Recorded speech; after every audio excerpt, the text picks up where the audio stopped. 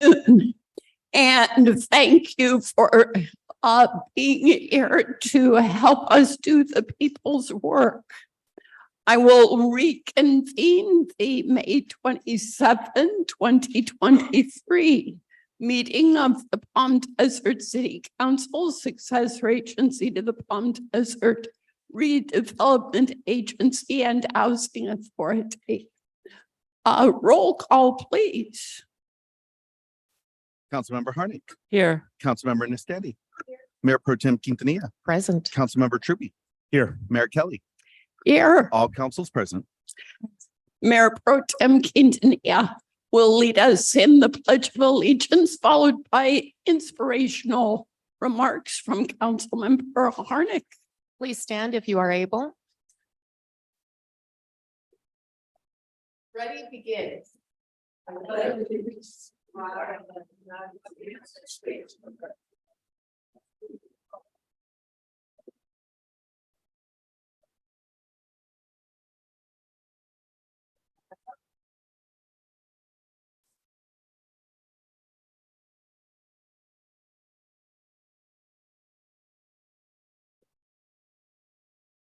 Good afternoon. Today I had the opportunity to attend a luncheon celebrating 4 local women who have done great things for our community and are tremendous role models. The speaker was excellent, and she used the microphone not to necessarily influence, but to inspire. And some words she said today, and she is a cutting-edge Navy pilot. And she became a pilot probably 40 years ago. So we can imagine a woman at that time as a pilot. And then she became a trainer for other pilots. Very impressive woman. But she said something that I wrote down because I thought it was so good. And it's something that we can all keep with us every day and think about it in everything we do. And it's simply this: habits on a good day are our instincts on a bad day. So we all have that opportunity to have those great habits that will save us on our worst day. Thank you. Thank you. Is there any report from closed session? Good afternoon, Mayor. The council did discuss the items on the closed session agenda this afternoon, but there was no reportable action. Thank you. We have the great honor this afternoon to issue a proclamation recognizing our public works staff. They are one of the most vital parts of our city services. We count on having good infrastructure. Of course, we see the roads, but much of what they work on is unseen.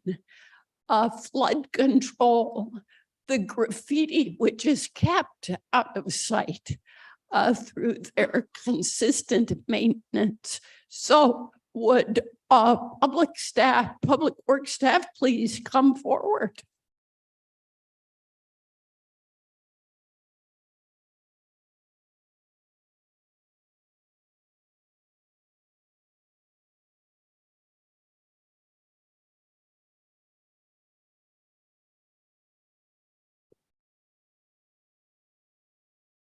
This is a sampling of the hard-working public works staff who serve all of us in Palm Desert. Whereas public works professionals focus on infrastructure, facilities, and services that are of vital importance to sustainable and resilient communities and to the public health, high quality of life, and well-being of us. And whereas these infrastructure facilities and services could not be provided without their dedicated efforts, including engineers, managers, and employees.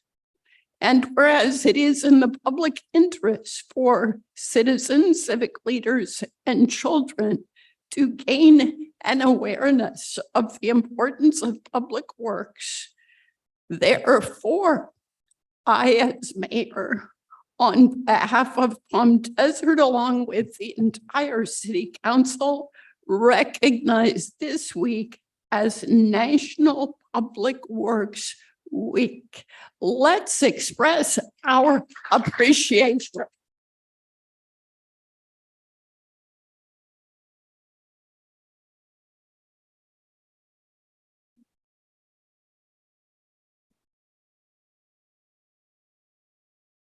Oh, for proclamation. Yes, everybody get closer for the photo op.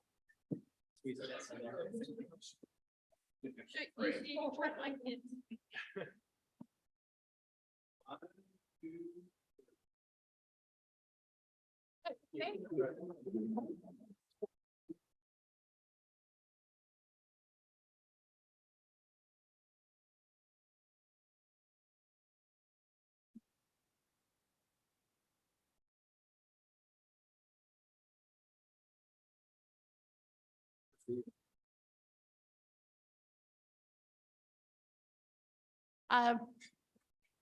And thank you all for coming.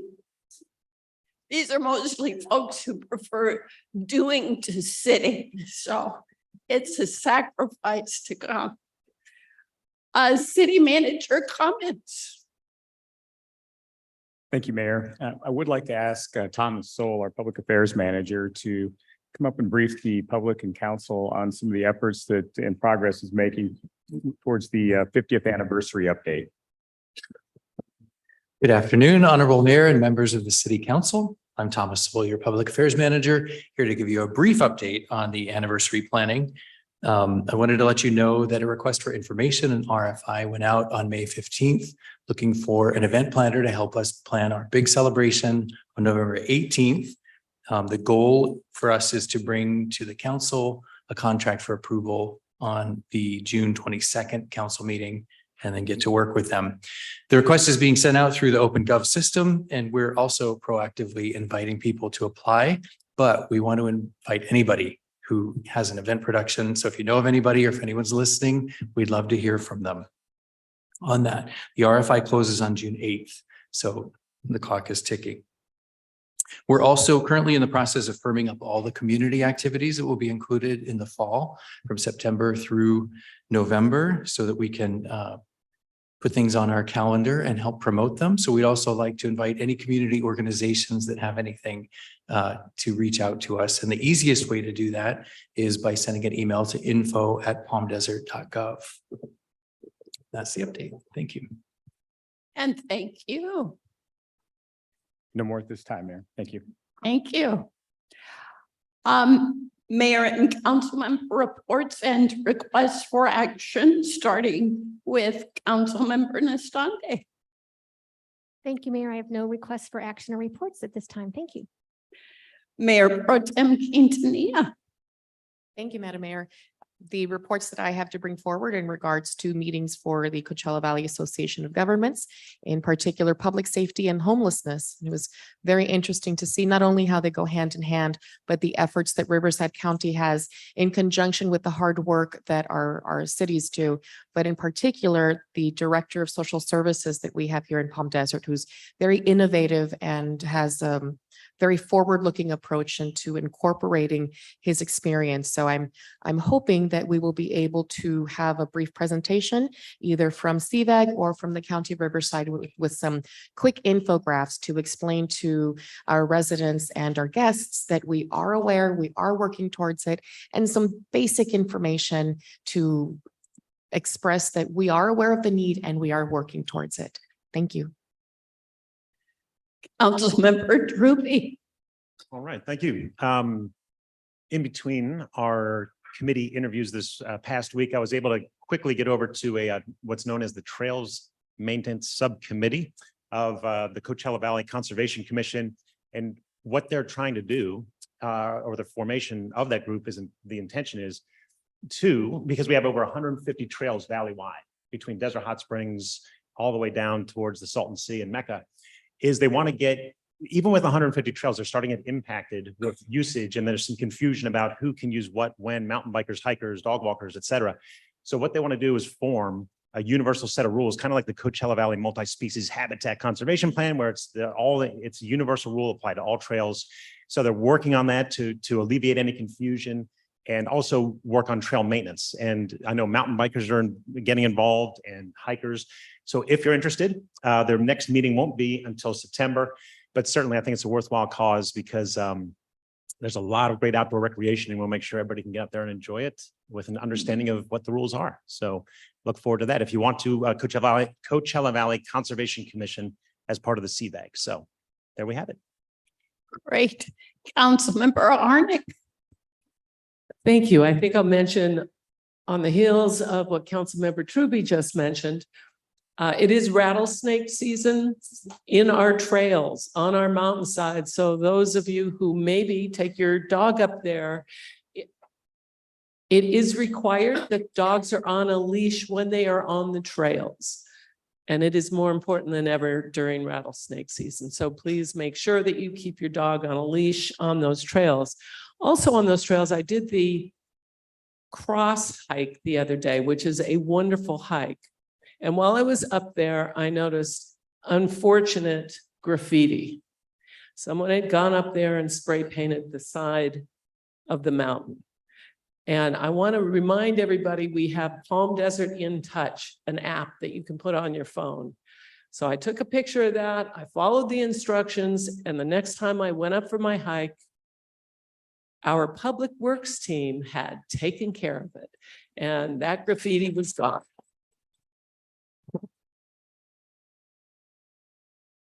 So everyone download that app. You'll use it, I promise. And it helps us do a better job in the city. I did want to mention that I went to the BEAD, the state BEAD workshop, and BEAD is Broadband Equity, Access, and Deployment. It was in San Bernardino, and it was really so that we could speak up for our community members in the Coachella Valley, making sure that we have appropriate broadband connectivity for everybody. And of course, during COVID, we recognized how important that connectivity is.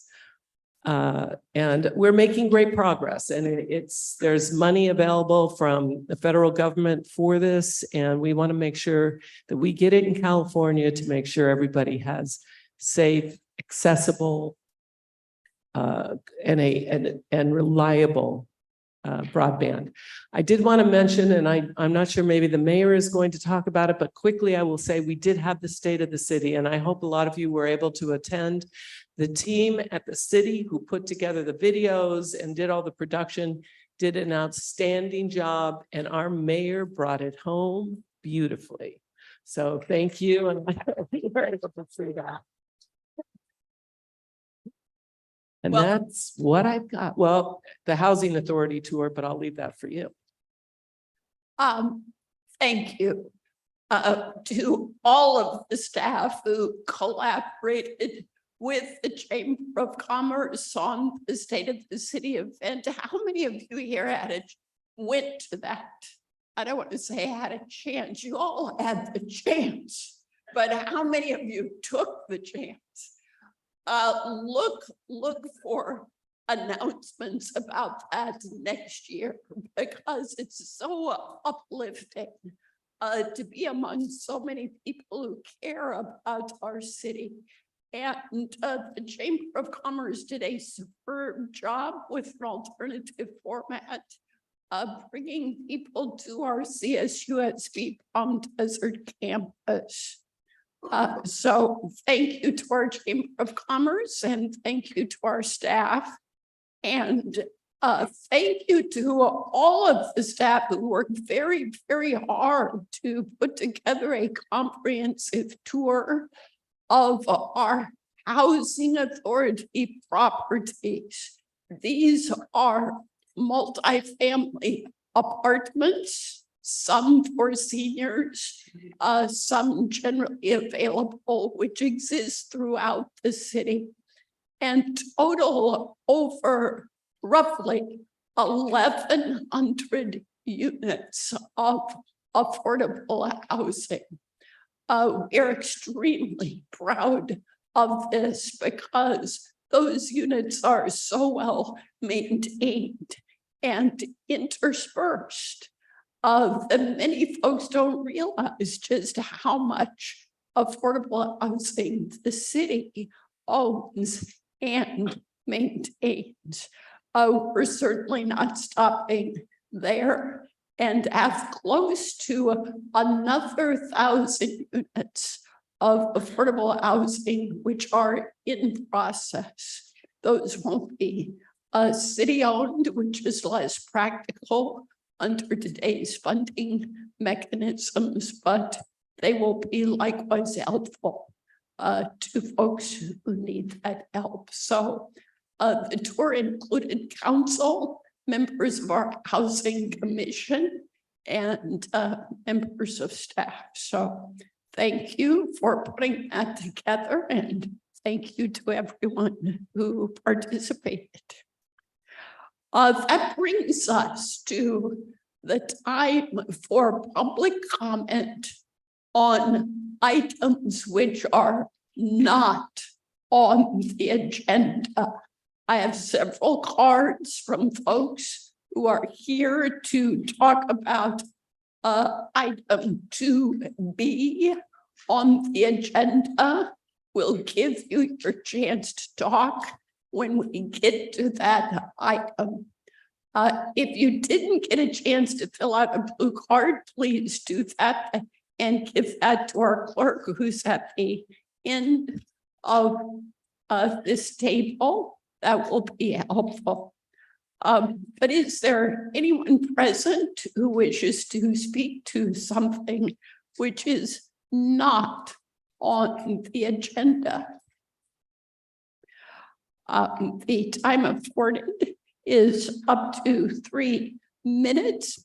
Mr. Mejia, would you check to see if anyone on Zoom wishes to comment? We do have Roberta Kay, and we'll see if this is related to a non-agenda comment.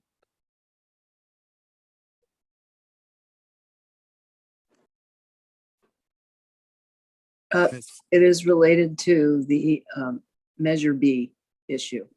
Okay, so we'll take that comment a little bit later in the evening. Or No other public comment, Madam Mayor. And if I may, before we move on, since the room is full of people, as Councilmember Truby mentioned, we just conducted interviews for boards and commissions. And so if you are interested in serving on a board and commission, we cover a variety of topics related to parks and recreation, cultural arts, planning, architectural review, civic engagement, public safety, finance, and many more. If you'd like to apply, you can go to palmdesert.gov/volunteer, or just go to the Administrative Services Building and we'd be happy to give you more information. And thank you for that. Consent calendar. Does anything need to be removed from consent? Madam Mayor, I would like to move forward towards approving the consent calendar with the exception of item D. So we have anything else to be removed? We have a motion to approve everything except item D. Is there a second? I'll second the motion. Please vote.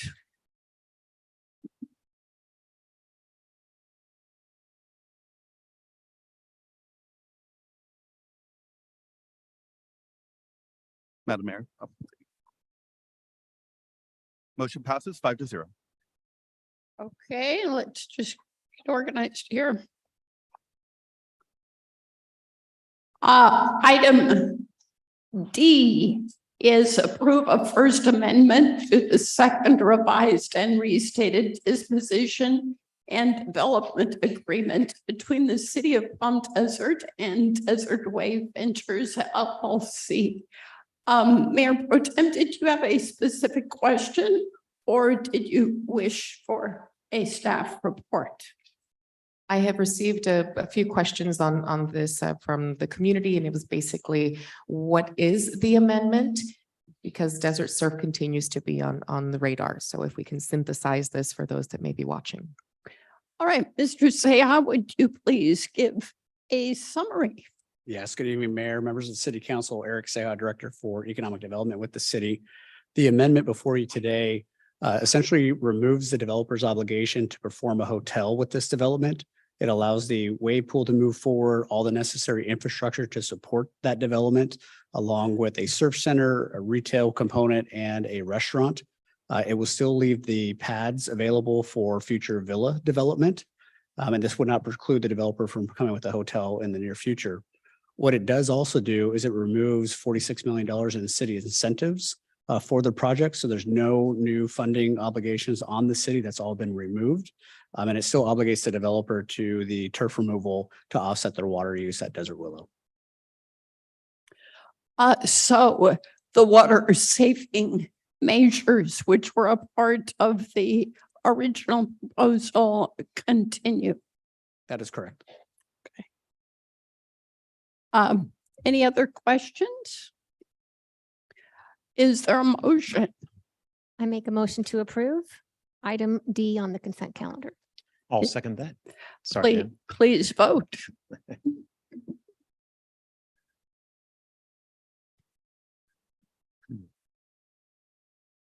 Motion passes 4 with Mayor Pro Tem Quintanilla abstaining.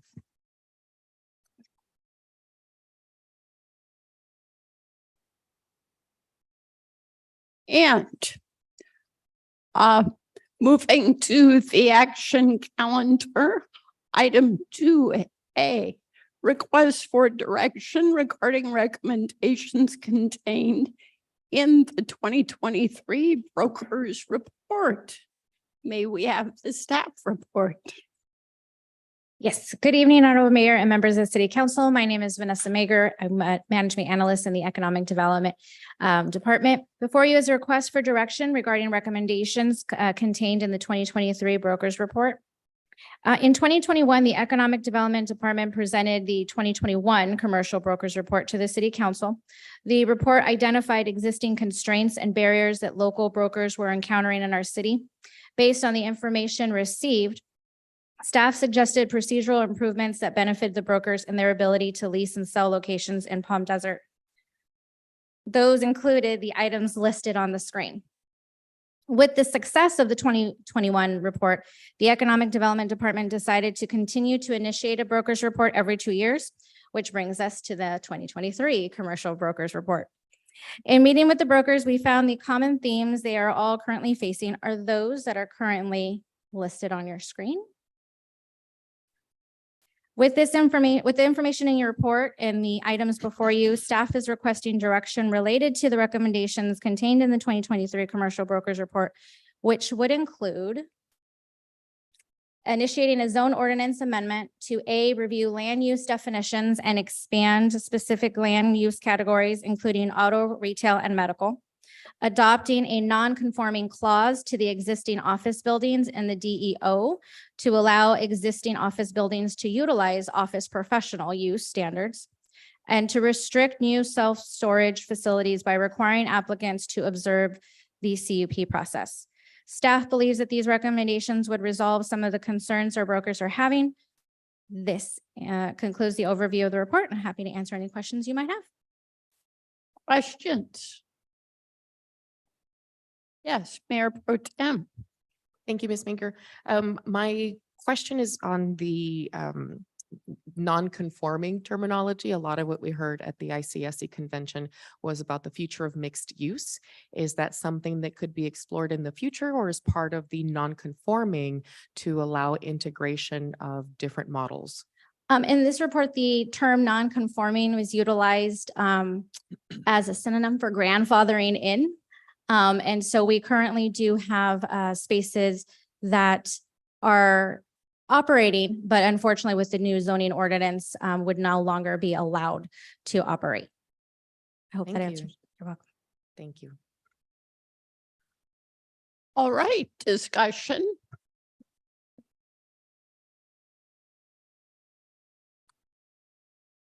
I do have a couple comments. Let's just see if there's a second and then we'll get Okay. that discussion. I will second it for discussion. All right. Okay, Um, I have a couple comments in here. One of the bullets was brokers shared that they are having to turn away deals for fast food and casual dining in Palm Desert due to the drive-through ban currently in place. And it's actually not casual dining, it's just the drive-through that they're turning away. That's okay. And we have plenty of drive-throughs. And if we look at the city council goals and objectives, it is to further sustainable efforts, it's to further clean air, and drive-throughs are not aligned with that goal. So that's okay. We're not looking for more cookie cutter. That was another thing we heard a lot about at ICSC. Don't go with cookie cutter. Find out, really understand your brand and get businesses that align with your brand. And fast food and drive-throughs are not that. So that's okay. They might have to work a little harder to find some more creative approaches and some more unique offerings. As we know, during COVID, they all developed, the restaurants did, ability for you to pull up and they'll take your food out to you. So there are solutions there that avoid us having to have cookie cutter type of businesses. I did want to mention, I think it's outstanding, the mention of staff developing a quarterly newsletter that will go to the broker community so they can understand everything we're doing as we're doing it. I think that's great.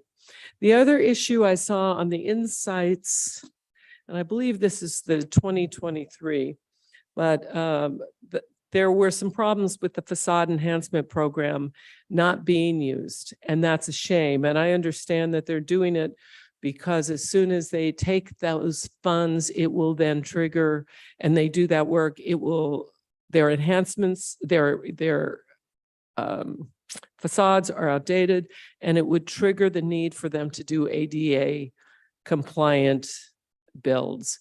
And that's okay too, because we're here to help all of our community members. And if they need some ADA compliant sort of construction, maybe what we need to look at is a way we can help our builders and our businesses find a way to come up to speed and come up to date on ADA. I did have a couple kind of thoughts. I question the issue about the demand for big box. It says consistent themes, demand for big boxes. Retail is high, however, inventory in Palm Desert is low. And I was kind of surprised to read that. And maybe I'm not understanding exactly how they are characterizing big box retail. And then it said industrial real estate inventory is near zero. So I know we do want to develop more in the university area. But can you explain the big box issue?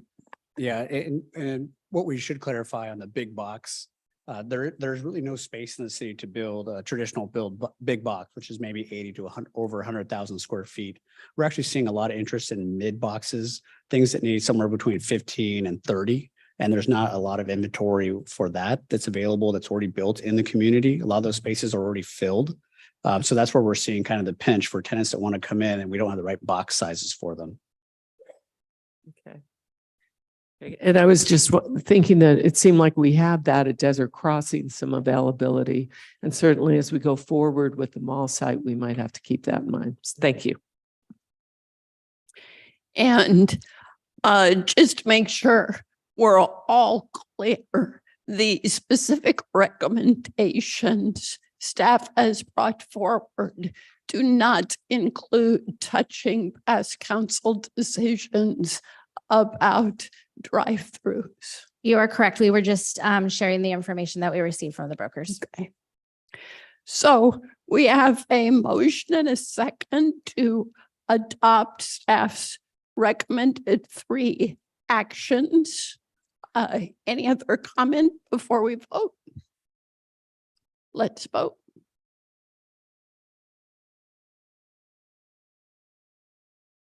Motion passes 5-0. All right. That brings us to Item 2D, 2B, request for direction regarding districting options. I am going to ask for the staff report before public comment in case any of those commenting want to have a reference to information in the staff report. Honorable Mayor and City Council, I'm Anthony Mejia, City Clerk, and we also have Jim Priest with BB&K specializing in elections, and Doug Johnson of National Demographics Corporation. The City Council received a full briefing on districting options at its April 27th study session. So today I will briefly review this information and primarily focus on new information. In addition, Mr. Johnson will be jumping in to review the demographic analysis related to Advisory Measure B. On February 10th, 2023, the City Council Subcommittee held its only meeting to provide direction to staff on options to research. These options included 3 single-member districts with 2 members elected at large, 4 single-member districts with an at-large mayor, and 5 single-member districts. In addition, staff was asked for a demographic analysis on Advisory Measure B, an analysis on ranked choice voting, and an evaluation of demographers. Before moving on, I'd like to note that 3 districts with 2 members elected at large is not a legally viable option in California, so it won't be discussed further in the presentation. And I will now ask Mr. Johnson to briefly review the next 3 slides related to Advisory Measure B.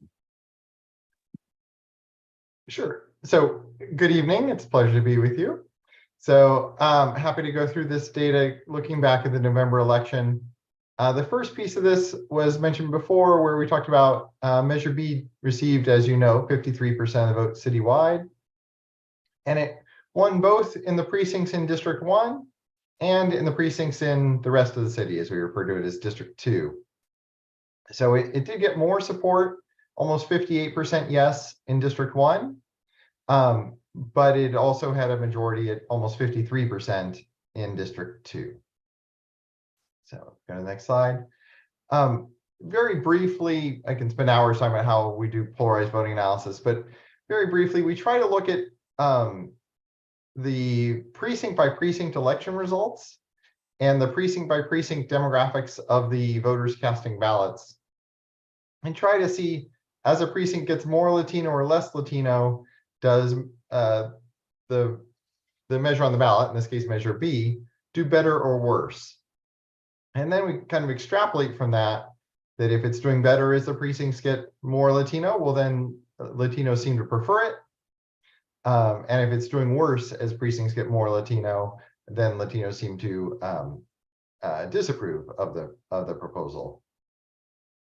And you can see there's not a lot of spread. All the precincts are pretty well clustered together, and the size of the circle indicates the number of voters casting ballots in that precinct. So the only real variation we get is a couple of much smaller than average precincts. Generally, they're pretty close together, which means we don't have a very precise estimate, but we were able to come up with some estimates. We go to the next slide. And so when we run the statistics on those precinct by precinct election results, we get that an estimate of about 78% of Latino voters voted yes on Measure B. But note that with this few precincts and with that lack of spread amongst the precincts, there's a big margin of error. So it's plus or minus 19% statistically.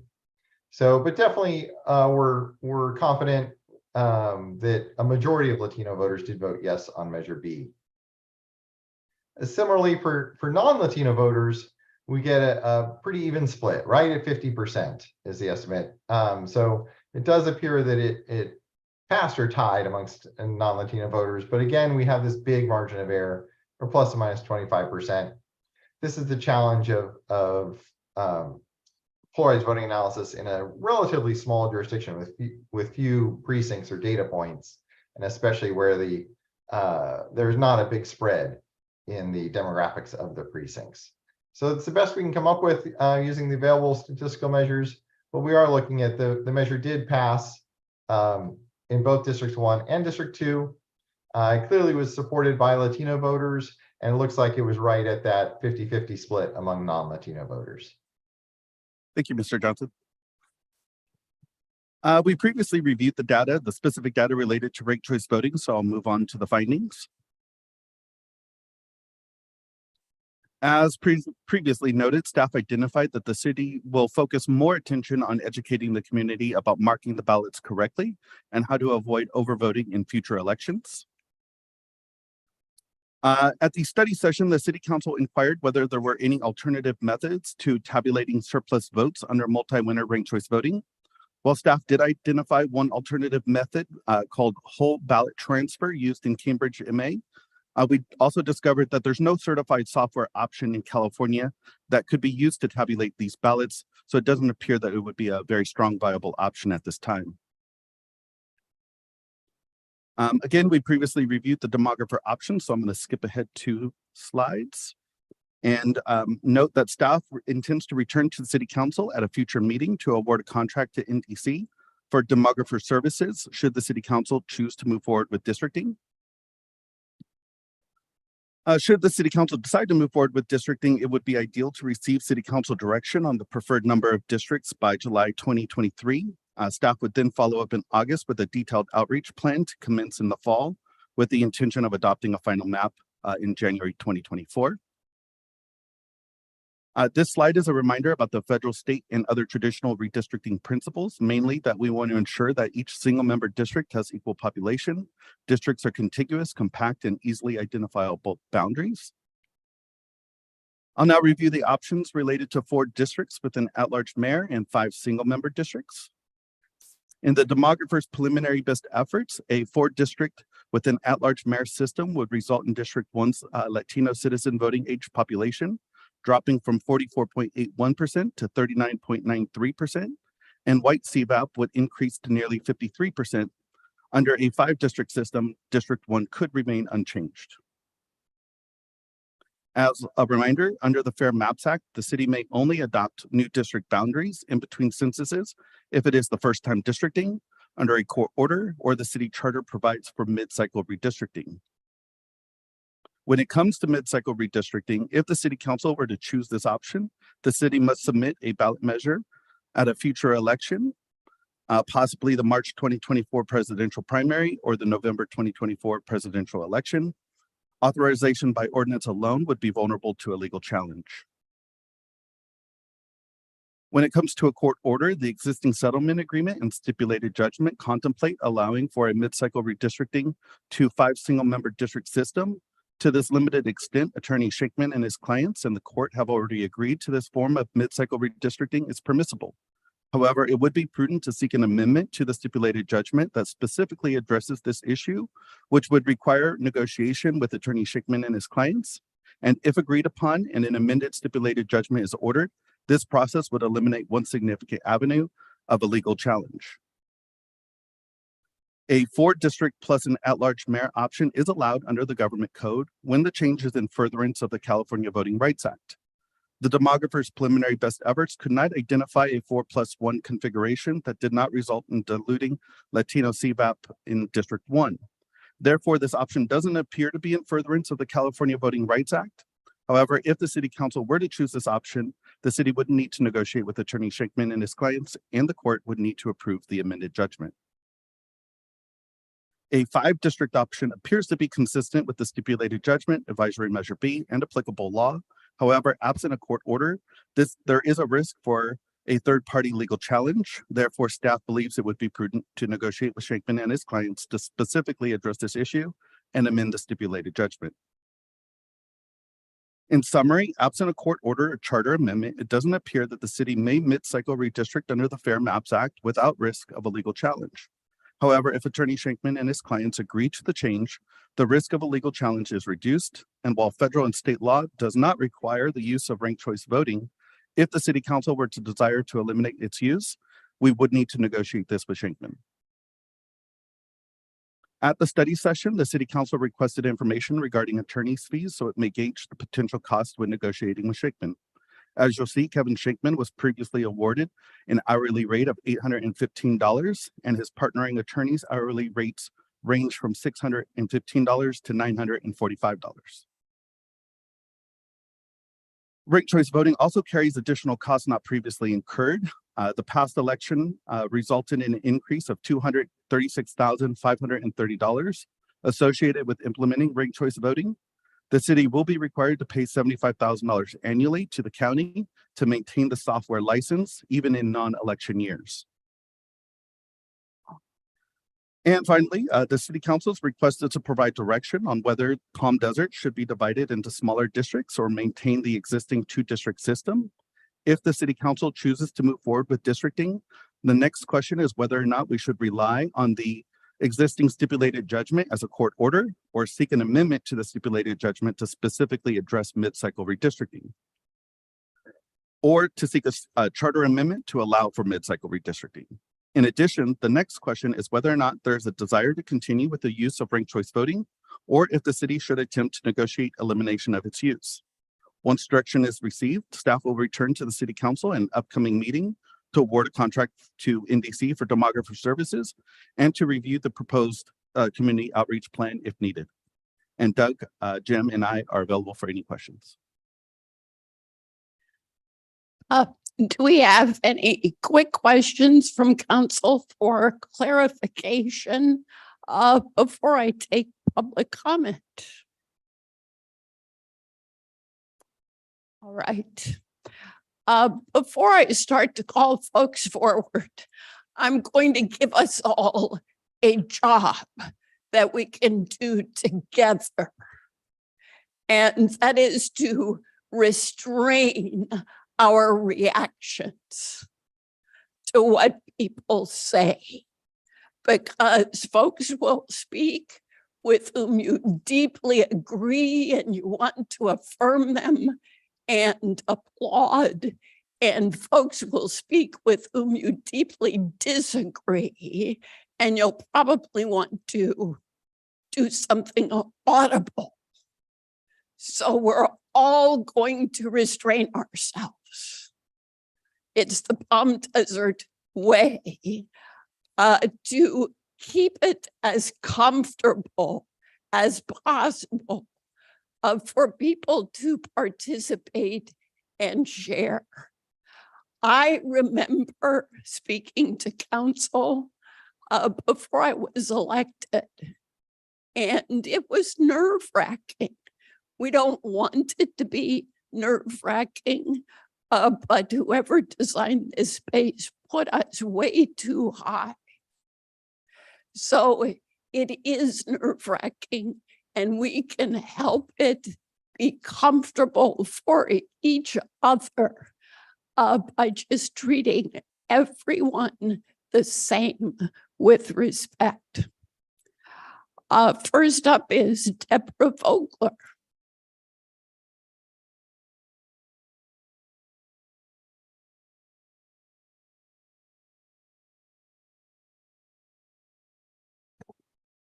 Good afternoon, Honorable Mayor and council members. I respectfully urge you to vote in favor of splitting up District 2 into 4 smaller districts, or whatever happens to be legally allowed. This has nothing to do with how I feel about the members personally. I believe that the council has generally been logical, rational, and pragmatic in its policies and their implementation. And I believe I live relatively close to most of the council members. So this is not about me not feeling well represented. But please allow me to make a point about how I think this matter might be viewed by fellow Palm Desert residents who do not live near any of the current council members. This is a bit of a digression, but I promise I do have a relevant point to make. As someone who enjoyed reading fashion magazines since I was a teenager, I could sort of fool myself into thinking that I was somehow represented in them because I was young and thin and the fashions were relevant to a young person's lifestyle. Of course, I was not tall, but I could ignore that little detail for a few decades. As I grew older, heavier, and of course, no taller, it became apparent that I was not being represented in any way, shape, or form by what the fashion industry was purveying. But in the last decade or so, all I kept hearing and seeing in the magazine pages was how inclusive and diverse the fashion industry had become, Sure, there were many different ethnicities and body sizes that were in the magazines, but except for the occasional actress or celebrity, none were short like me. Even the occasional famous models who are now senior citizens are still tall. Until I see models who are short like me, and even better, senior citizens who are not toothpicks, there is nothing the fashion industry can say or do that will make me believe I am being represented. I think this may be what my fellow Palm Desert residents who do not live close to this part of Palm Desert might be feeling, and why they would like their own closer to home districts. Thank you. Thank you. Oh, do your job. This is critically important to our democratic process, that we restrain audible reaction, including clapping. Okay, let's be a team. Next up is Gail Moore.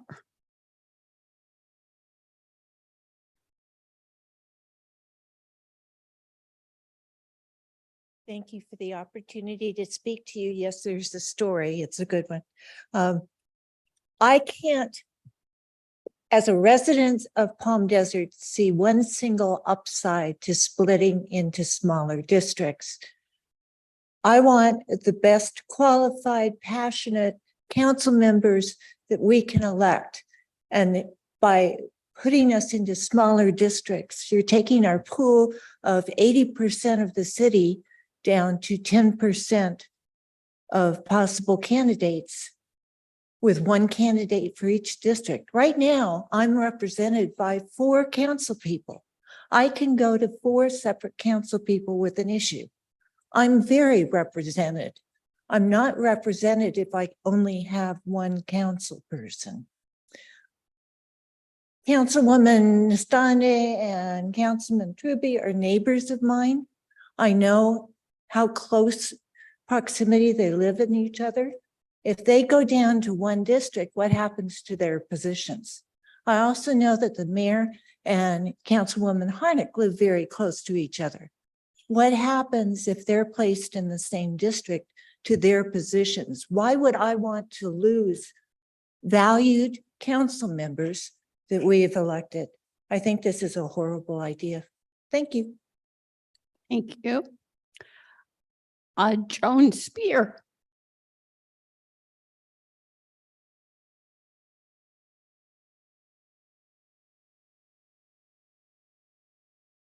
Hi, thank you for taking my comments. Honorable Mayor Kelly and City Council members. First, I want to say that the desire to have 5 districts in Palm Desert is nothing personal towards you City Council members. In fact, you have served our city well, and Palm Desert is a great place to live. Thank you. You can be proud that more people from all sides of this city want to be involved. I realize that this may be very difficult for you. I'm wondering if you would see this differently if you all lived in various parts of the city and therefore would not have the threat of running against each other. You have formed strong relationships as you have served together. However, as Palm Desert has grown, it has come of age to move to 5 districts. Almost every area of our federal and state governments, schools, and utilities are split by districts by design from our nation's foundation for good reasons. Our current system of one small district and one very large district will continue to be a thorn in the side of the city until it is corrected. Many of the objections of moving to 5 districts have been addressed. My understanding is that we can move to 5 districts without waiting for the 2030 census, as mentioned by your staff. I am asking that you task the city staff to work up a map with 5 districts and move forward with the redistricting process without delay. Thank you. Thank you. Tom Mortensen.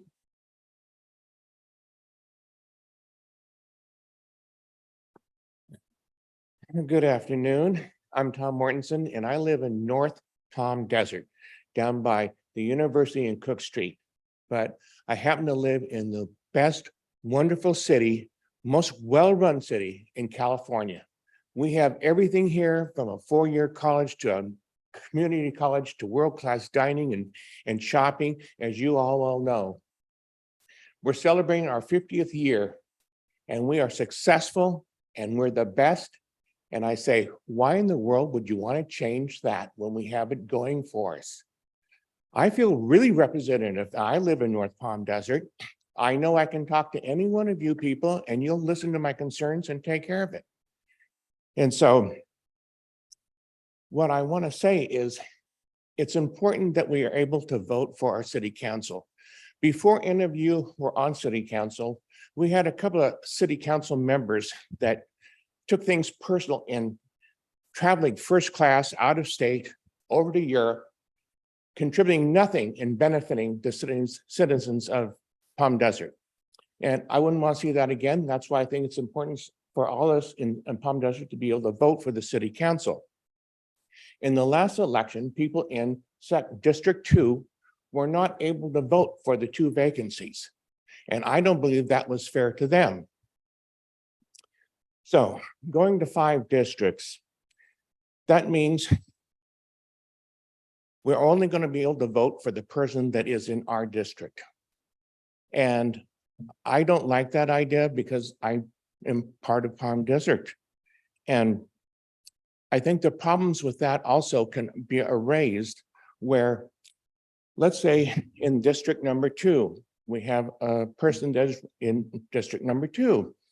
And when it comes up time for a re-election, if there's no one that would challenge that person, then she would automatically, or that person would automatically go on.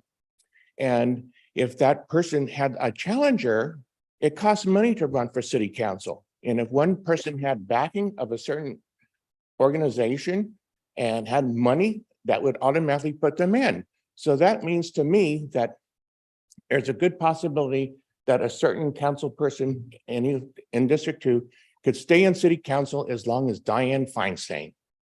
And that I think would be wrong. And so it's been brought up about Berkeley being 5 districts. I was born in Berkeley. I lived in Oakland. There are 5 districts up there. And those 2 cities were wonderful cities to grow up into. And believe me, they're not that great anymore. And I can understand with Oakland because Oakland is diverse. There's West Oakland, which is different than East Oakland. East Oakland is different than Central Oakland, which is different than North Oakland, which is different than the Hill people. So that's all fine and good. Thank you very much for your time. Thank you. Crystal Croquet.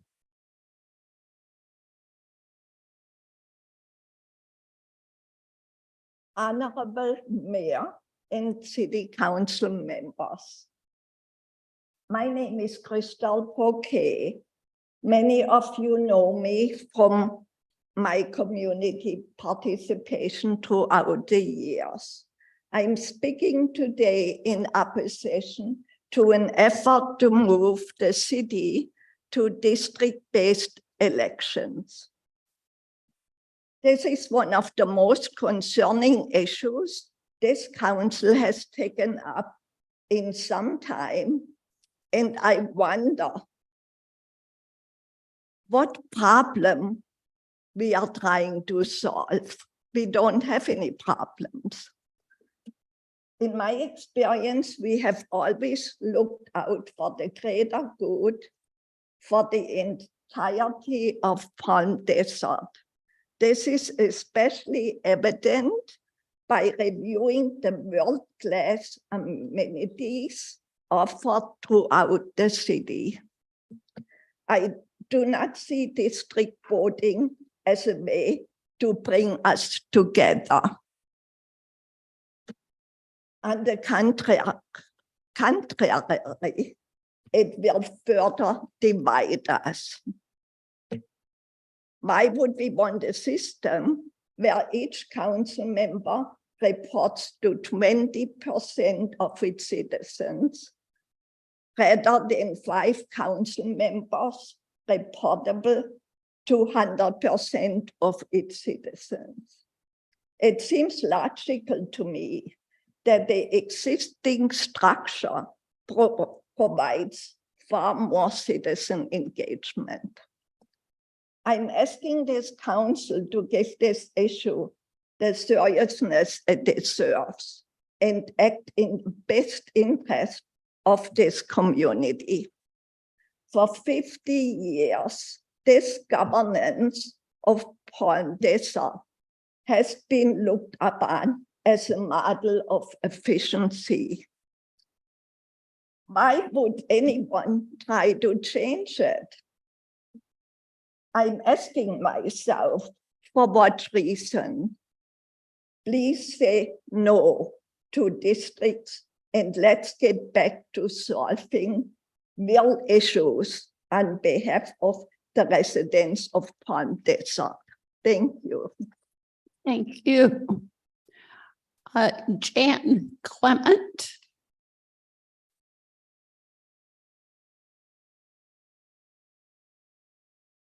Good afternoon, Honorable Mayor and council members. My name is Jan Clement. I love this city and I'm a proud 11-year resident. I will quickly read my thoughts on the districting proposal. Let's look at this matter through the lens of the bigger picture going forward. Let's consider our current spirit and the fiscal health of this city we love. Acknowledging the state of our world, let's stop to reflect on the relative stability and success we have experienced with a substantially sound governing template we have had over these last 50 years. I would suggest that we need a serious, detailed debate regarding this proposal. We need to ask those who are proponents to present the facts and reasoning as to why we should consider such a major change to the structural model of how we govern ourselves. What I'm asking is that we consider long and hard any structural change to our governing system that could greatly influence the effective platform which currently engages a united citizenry.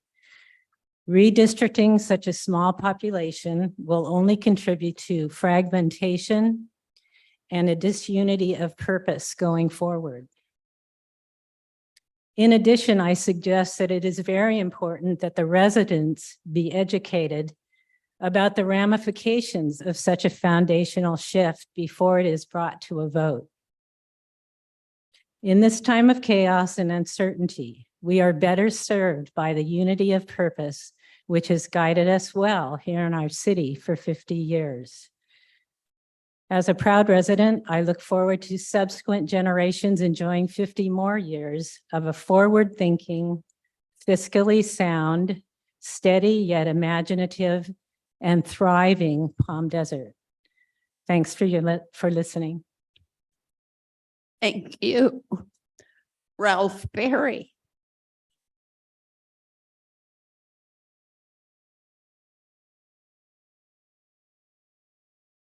Okay, good evening. Good evening, Mayor, City Council members, City Manager, and esteemed staff.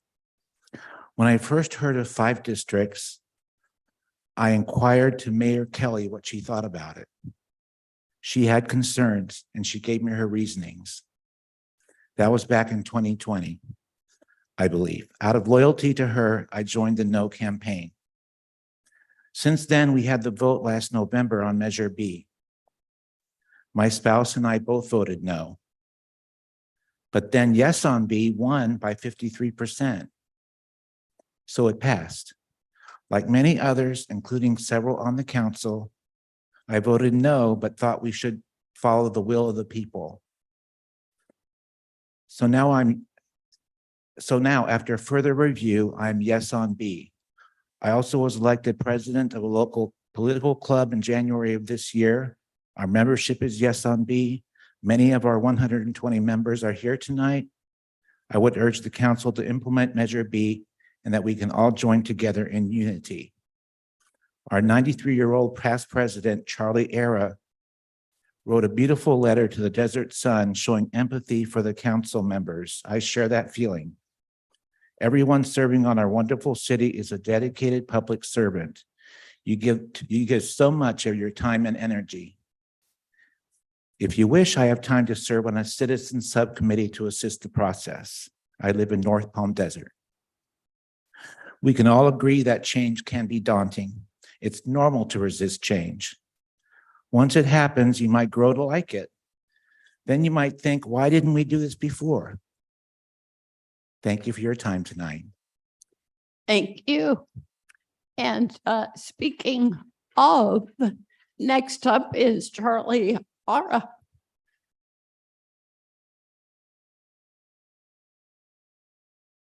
Mhm.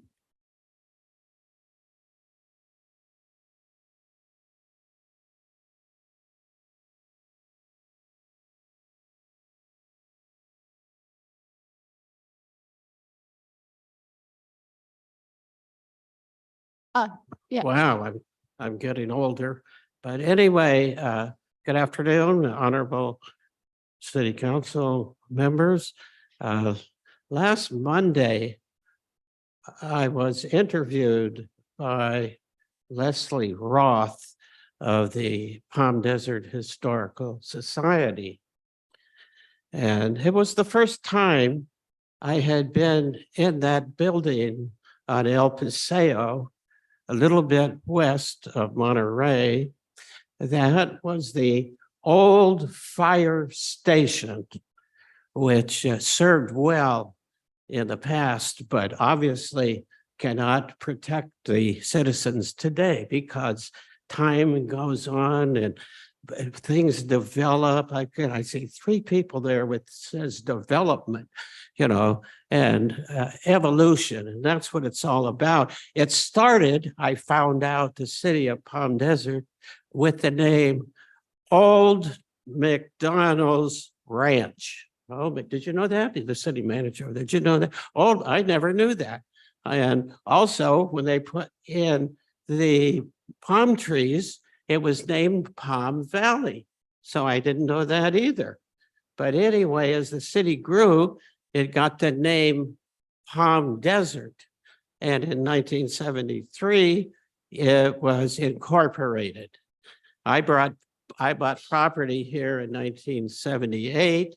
And at that time, Palm Desert Greens, where I live, was not part of the city. It was part of the county. And when the movement came to become part of the city, there was lots of resistance, which is, I'm a psychologist. There's a lot of normal resistance to change, even if it's changed for the better. So I just want to make the point that these Palm Desert evolvements over the years, that while difficult and initially resisted, are part of meeting the needs of the future. For example, when the old fire station on El Paseo no longer was adequate to meet the needs of the growing population, new fire protection systems were developed. However, the old fire station remains as a museum. It'd be nice to meet it. Okay. While it might be a stretch, I think we can use the old fire station as a metaphor with the proposed new system of moving to 5 districts, which would allow for better local representation in this fast-growing community. Building on the past for a better future is a common goal that we all share. Therefore, I urge the City Council to adopt the staff and voting residents' recommendation to move to a 5-district system of electing reps to the City Council and to do so in time for the 2024 election. Thank you very much, and God bless everybody. Thank you. Van Tanner.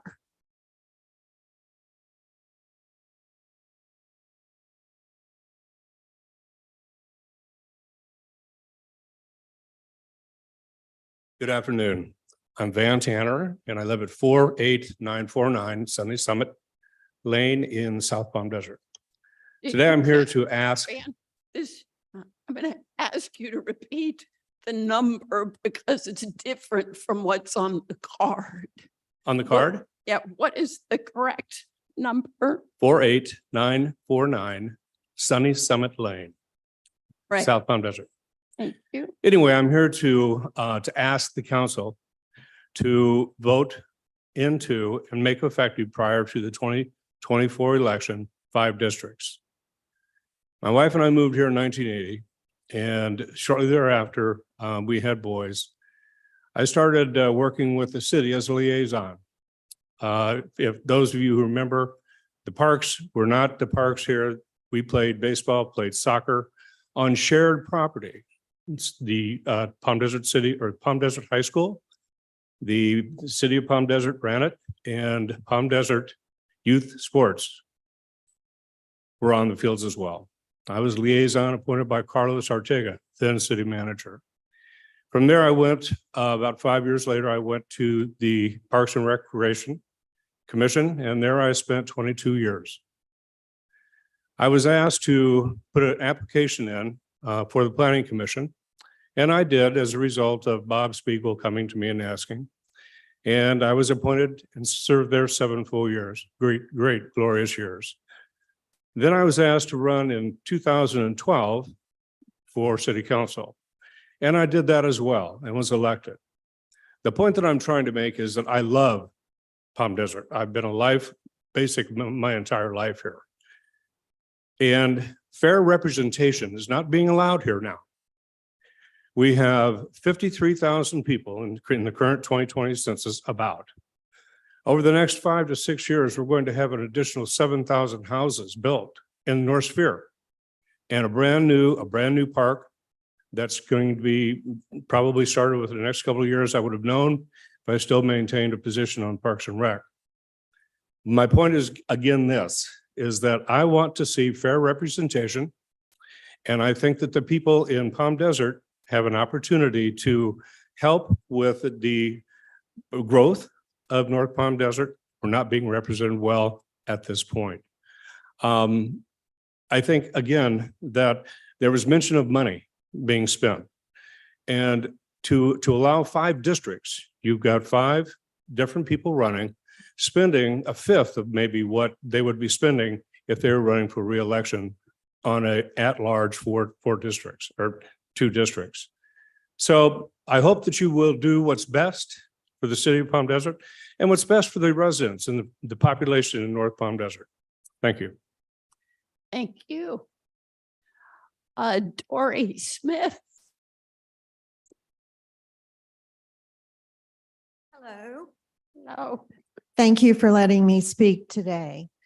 I've heard some great speeches, and I want to reemphasize Joan Spear's comment that district voting is part of America's culture, this kind of voting, so that we all feel like we have representation.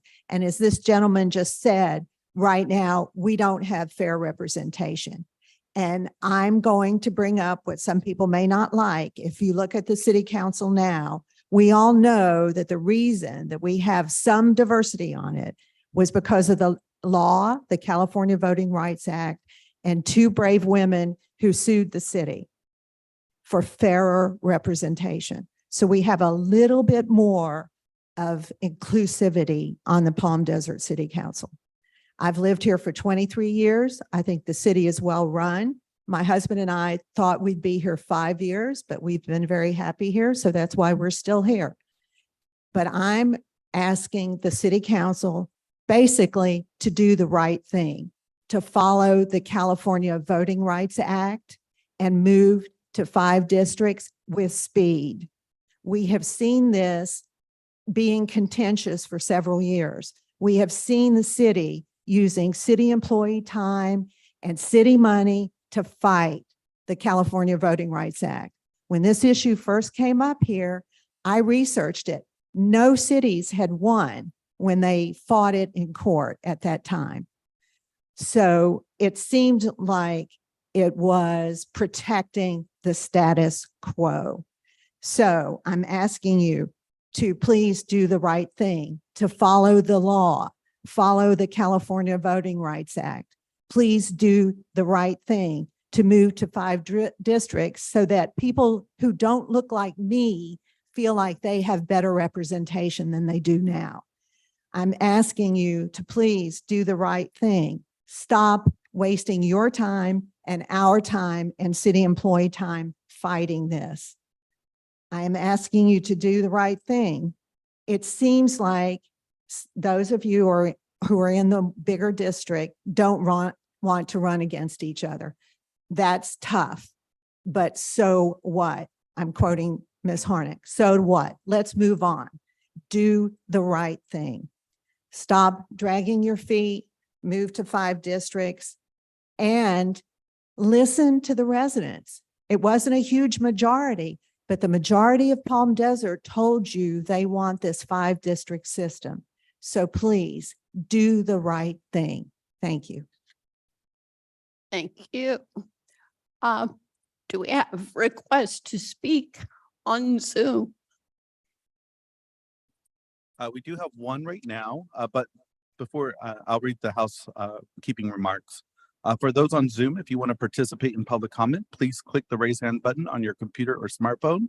If you're joining by dialing in, please dial *9 to raise your hand, and when called upon, press *6 to unmute yourself.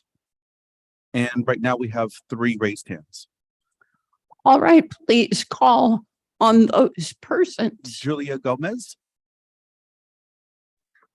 Hi, members of the City Council. My name is Julia Gomez. I'm a staff attorney at the ACLU of Southern California.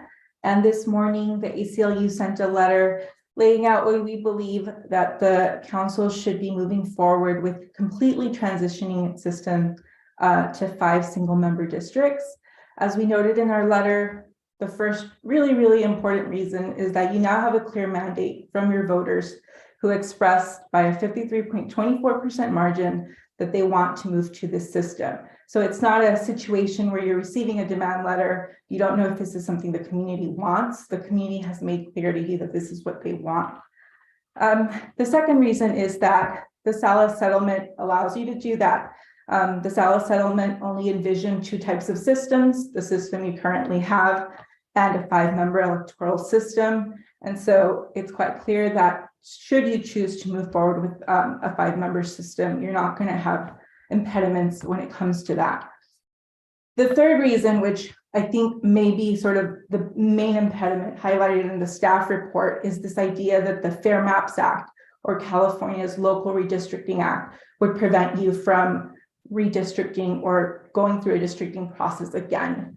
I actually disagree with what the report says.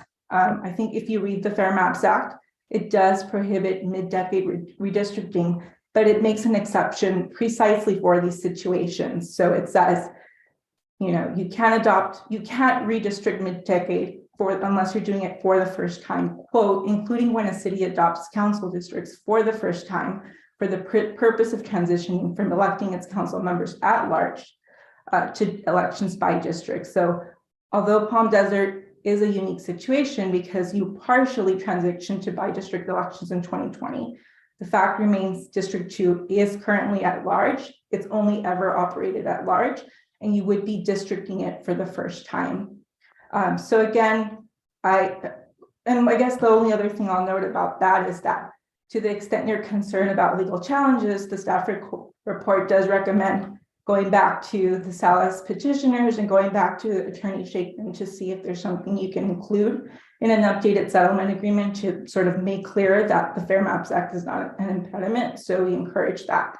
We don't think there's a need for you to go back to voters a second time to do a charter amendment for mid-decade redistricting, because again, the language of the Fair Maps Act sort of envisions transitioning to by-district elections mid-decade precisely in response to a CVRA lawsuit, which here you would be sort of implementing a CVRA settlement, the Salas settlement. So thank you all so very much. I am really happy to see democracy working, to see voters sort of vote for this system, and I'm hopeful that you'll be implementing the wishes of voters.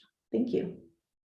And Ms. Gomez, I assure you, we did receive your letter, so we've had the opportunity to study that. The next speaker is Lauren Wolfer.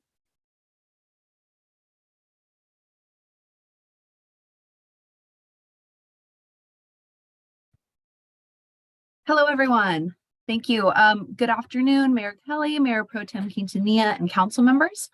As a lifelong Coachella Valley resident and someone who has had the privilege of working in the city of Palm Desert, I strongly encourage you to move forward with the implementation of 5 districts as mandated by the voters through the passage of Measure B. By transitioning to district elections, Palm Desert can foster a more inclusive and equitable political landscape. District representation ensures that each neighborhood and community within the city has a dedicated representative who understands their unique needs and concerns. This system allows for closer engagement with local officials and leads to the development of targeted policies that address specific issues impacting each district. This increased access leads to greater accountability, which in turn fosters more transparency and trust in local government, which in turn leads to greater civic pride and engagement. Finally, those were my prepared remarks. I wanted to add that I am really dismayed to hear so many white residents come forward to say that everything's working just fine and that they don't see any reason to change the status quo, when the only reason that we have the first Latina to ever serve on city council is because of legal action under the California Voting Rights Act. And for a city with a substantial Latinx population, to be so poorly represented on council is clearly a big problem, needs attention. And it was just, I think, a year or two ago that there was a White Lives Matter display on El Paseo. We need equity in Palm Desert. We need better representation. And I appreciate all of your hard work on this issue. And I please implore the Council of Palm Desert to comply with the California Voting Rights Act. Thank you. And at this point, the last speaker would be Roberta Kay. Good afternoon, everyone. Honorable Mayor and City Council members. My name is Roberta Kay and I reside in Palm Desert with honor. As has been stated so many times already, to me, it is just a very clear issue that we should move forward with 5 districts. The voters have spoken. That's what they chose, and that is what I believe in. I also would like to say that it's important to note that research has shown that with more diversity, specifically cultural, ethnic, and socioeconomic, which would be the case in more representation in Palm Desert, diversity adds to the richness and the efficiency of any organization because of the different and unique perspectives and opinions of the members. So just keep in mind that with diversity, with more diversity, the whole can be greater than the sum of its parts. Thank you so much for allowing me to speak. Thank you. Madam Mayor, I have no more Zoom speakers. All right. Before I check to see if council members would appreciate a short break, let me just see if council members have any questions of staff to clarify the report. Yes, Mayor Pro Tem. My question is in regards to the map with the outline of the voter precincts. And that is on item 2B, page 18. It seems that there is very clearly which sections and which precincts voted. And somewhere I see a 72%, and I can't quite distinguish which one that is. It's adjacent to one that says 54 and the 55. So I'm not sure quite how those line up. And maybe if we could provide the number of that voter precinct number or how to delineate that. Thank you. And if necessary, perhaps Mr. Johnson can check for that answer as we continue. I do have one question. Just to help folks understand, we on the council have the opportunity to ask staff questions before we come to the meeting and staff distributes a summary of those questions and the answers before we get here. So that helps us be prepared. One of the questions that was asked this week as part of that process was to actually quantify how much growth is expected in the north part of the city by mapping projects which are currently under construction, as well as those that have gone through the entitlement process and can be expected to come to completion within the foreseeable future. And we received a map that was responsive to that question. Is it possible to show that map so everyone can see it?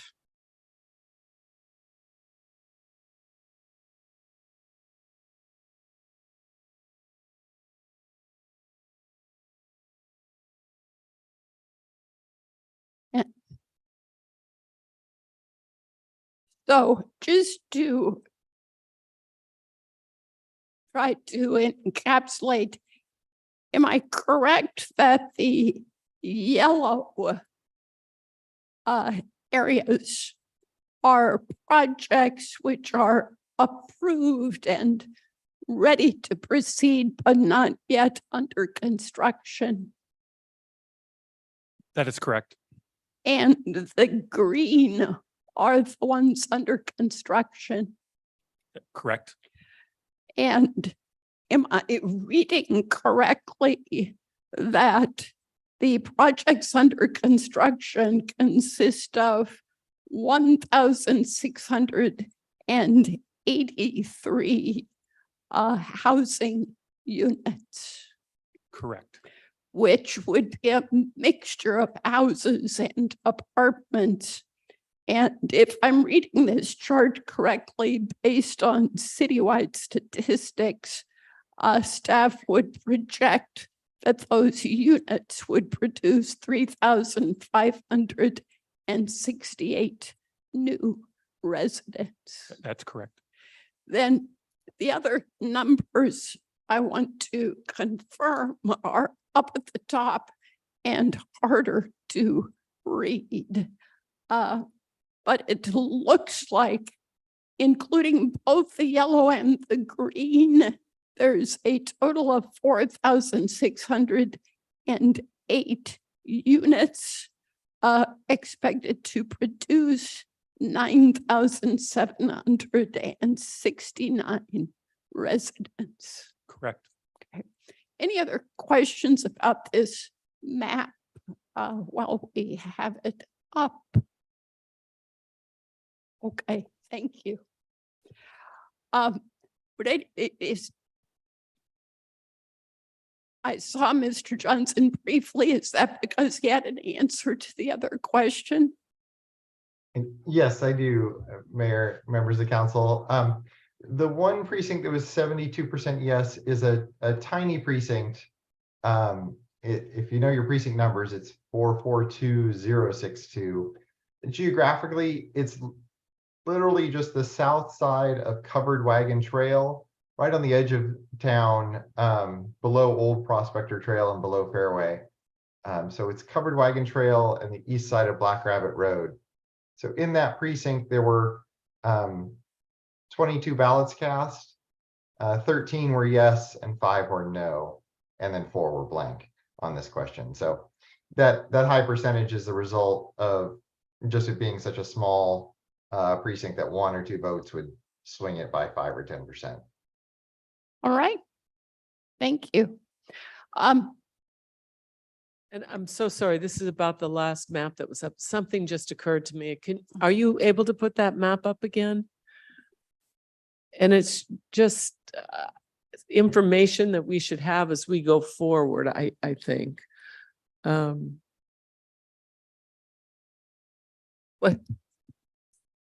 Are you waiting? Yeah, were you gonna Okay, thank you. Thank you. Here's my question. If we can expand that and look at everything that would then be north of Varner Road and the 10. And I know it's cut off, so we don't see it all. There has been the thought of annexing that area. And I know there's been some exploration of that.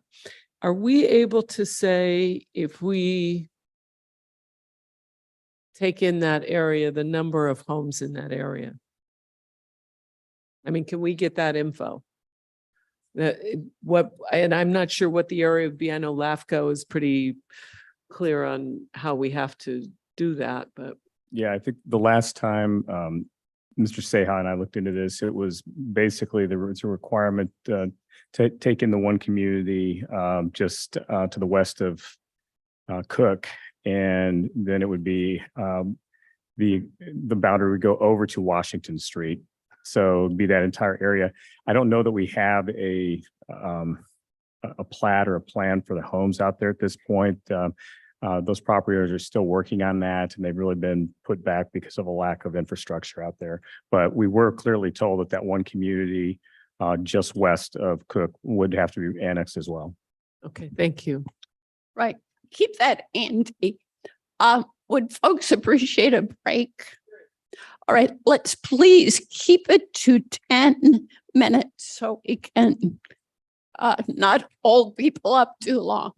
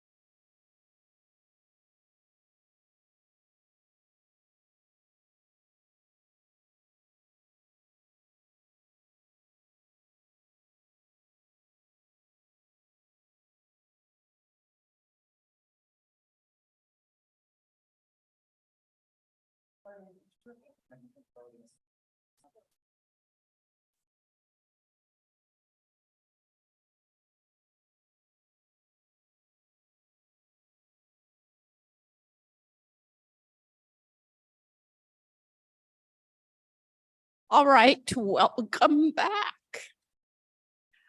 We are doing terrifically at respecting everyone's contributions. Let's maintain that spirit as council members express themselves. So please, no cheering, no hissing. You can write to us later with your reactions. Speaking of that, I do want to assure everyone present or listening that the many comments submitted prior to today were distributed to council, and I'm confident everyone has reviewed them. So let me hear from my colleagues about your sentiments. Mayor Pro Tem, I know this issue has been important to you. Would you like to kick off the discussion? Thank you, Madam Mayor. I appreciate the honor. One of the consistent comments that I have heard against Measure B was that this will divide the city and that this will fracture us instead of uniting us. As mentioned by one of the speakers, that it has been statistically shown, and I wish I had the citation, that when you do include diverse perspectives, we do come to an elevated sense of efficiency, inclusion, and working towards a greater goal. It wasn't that long ago when women were not allowed in the boardrooms. So there was no one advocating for the perspectives, for inclusion of the time required to raise a family. And I I've come to understand it in this way, that we won't be divided. You know, we actually will have a chance to learn from one another and support each other in recognizing the ways that we live and think and the different ways that we worship, and that we're not served by saying that everyone is equal if we don't take a second look. May is the month to celebrate awareness for various causes that acknowledge and support the needs of individuals so we can increase respect and inclusion. For example, Memorial Day is a single day, but it is part of National Military Appreciation Month. And we know our veterans have different experiences than the average Americans. We celebrate cultural heritage, such as Asian Pacific Americans, South Asians, and Haitians, and understand their cultural contributions go beyond food, which is the easiest way that we experience other cultures. We have awareness for public safety, such as National Bike Month and Trauma Awareness Month. We don't have to be ER doctors or nurses or in the medical field to understand that trauma impacts us all, and so does public safety, so we need to be proactive. We recognize the challenges in health this month, such as awareness for ALS, Lou Gehrig's disease, for brain tumors and celiac disease, even though some people find it irritating when people ask for something that's gluten-free. If you are the one with the gluten allergy, this is a very terrible reaction that you could have, and children as young as 2 are diagnosed. So we may not have it, but we understand how it could impact our loved ones. We discuss mental health, we discuss strokes, and we even discuss the support that are provided by guide dogs as part of National Guide Dog Month and National Pet Month. We embrace religious observances like a Jewish American Heritage Month and devotions to the Blessed Virgin Mary in different religions. And we have a crucial need to recognize National Foster Care Month, recognizing thousands of children in foster care and the dangers that our youth face when they become 18 and their foster families no longer wish to support them and they have nowhere to go. This is a growing number of youth that do not have transitional housing and could end up homeless. In fact, that is a very group that the Coachella Valley Rescue Mission does pay attention to, but they are aware that they don't have enough funding and they don't have all of the youth coming to them. So in recognizing our different needs and ideologies don't make us any less of a city. In fact, it allows us to learn more from one another and experience the education and empathy that strengthens our community. Thank you. Let's hear from others as to your perspective on how to move forward. All right. Councilmember Nastante. Okay, I'm going to probably give a hodgepodge of answers, but I'll try to be as succinct as possible. Going back to 2019 or right around there, when the issue of going to districts first came before us with the lawsuit, I was vehemently opposed to dividing our city into districts and actually wanted to fight it. And then, and the biggest reason is in my whole life, I don't look at people by the color of their skin, where they're from, ethnicity. I don't look at that. I look at people's character, their actions, their intellect, and what they do. And that is something I stand by. But having said that, we as a council agreed as a settlement to have 4 at-large districts and 1 smaller district with ranked choice voting put in for good measure. And at the time, the way ranked choice voting was explained to us, it didn't seem like a big issue. Well, this last election underscored that it's a huge issue and a threat to our democracy.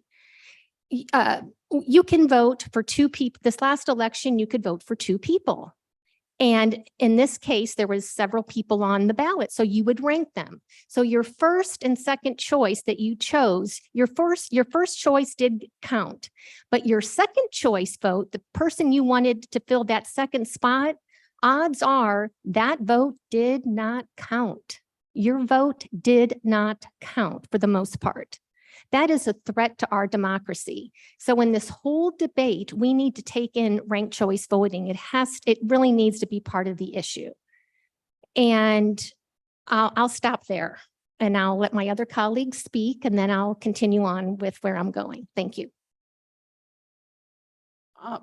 Councilmember Troopy, are you ready? All right, thank you. I appreciate it. What's the big issue? It could mean a wholesale change for our city moving forward. I think we need to consider all the ramifications. I know that during my campaign in 2022 was the same campaign, obviously, where Measure B was considered. And what I ran into as I was campaigning was a lot of folks saying, yeah, we get to have our own representative. And I thought, well, you already do. You already have 4. When I explained to them, and I think what came as a surprise, because that's the way it was packaged, you're going to have your own representative that will probably live closer to you or may live closer to you. But when I explained to them that currently they have 4 votes in District 2, and we're going to strip away 3, kind of change their demeanor and their mood a little bit. And in addition, what I came across during the campaign was that people were surprised to learn that yes, they were going to have 1 vote every 4 years rather than 4 votes with alternating years every 2 years. That diminishes their number of votes. However, the other 4 representatives, while they won't be accountable to those residents, will certainly have say-so over their outcomes. In other words, I'm not accountable to you if I don't live in your district. If you don't like how I'm doing, tough luck. You don't get to vote me out of office or have a chance to vote me out of office. I came as a surprise to them as well, I think. The other thing I want to mention about campaigning was that I ran in 2020 and lost, and it was a great experience though. Got to knock on a lot of doors. We canvassed the entire city because at the time, of course, it was 2 districts and I was looking to represent District 2 of about 40,000 people. And so I was forced, if I wanted to be successful, to go knock on a lot of doors and meet a lot of people. So I covered the entire city as well as I could. I didn't get up all the way north to Genesis, unfortunately, because we had a rule where you don't go into gated communities. But I knocked doors in Palm Desert Country Club, up on Shepherd Lane in Portola, South Palm Desert, all over the city. And I think that's a huge advantage of having a large district, District 2 currently, because I was forced to get to know them. They were forced to get to know me. And that's part of a successful campaign when you represent a larger portion of people in an entire city. So I think that's a huge advantage to our current system. They knew that they were accountable to me and vice versa. I was accountable to them.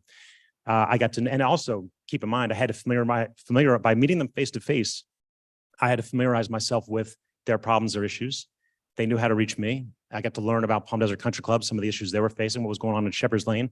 And I will remind you that in 2020, I lost. And that was, I think, in large part because we have a very happy citizenry, beg your pardon, that feels well represented or that currently. And I feel like when I won in 2022, I did in large part because Savvy stepped aside. And it's really hard to unseat incumbents in this very happy city. So that's something to consider, ramification to consider if we divide our city into 5 districts.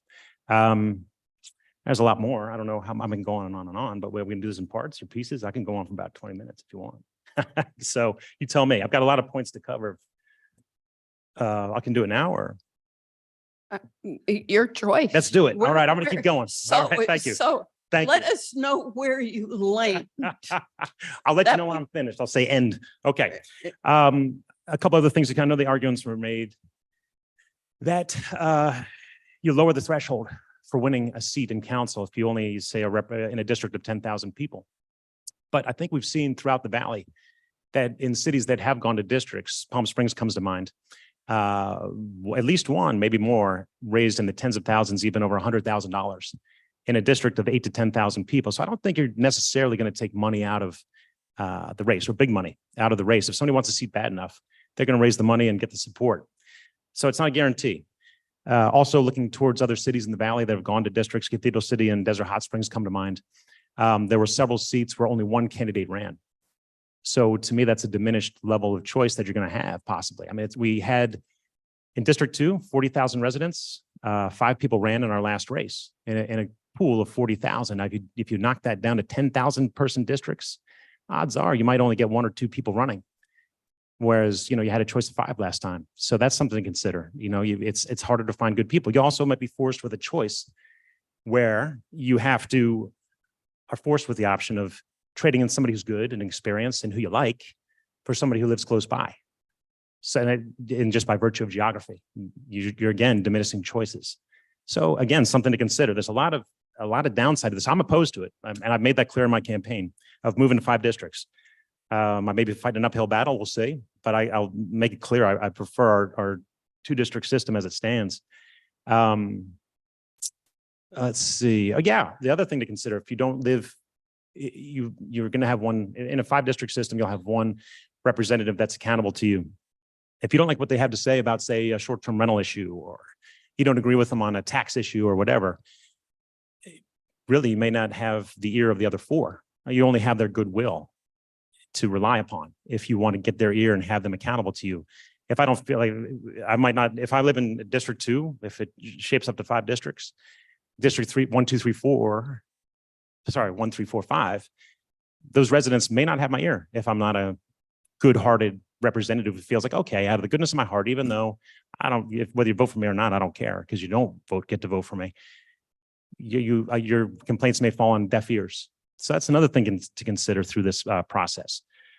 Let's do a little math problem because I was thinking this through. So currently there's 40,000 residents in District 2. If we go down to 10,000, roughly 10 to 12,000 people per district with 5 districts, say you get a midterm election with a turnout of roughly 50%. So you have 10,000 residents, just for the sake of round numbers, say 60% are registered voters, 10,000 residents, a lot of kids and people who aren't registered to vote. So you have 6,000 registered voters. Midterm election, you might get 3,000 people actually vote. It's not quite as popular in a midterm election, not as energized. Well, you get 3,000 voters, say you get 5 candidates. Say it's a banner year for candidates, coming out for this single district. 5 candidates. And then by virtue of the math, 3,000 votes split among 5 candidates, a candidate could conceivably win with 601 votes. And that to me doesn't represent broad-based support in a city of 53,000. Now, I know the folks who are sitting here on council next to me, most of them won at large during an at-large election, and the numbers were more about 9, 10, 11,000 votes. They had to gain broad-based support.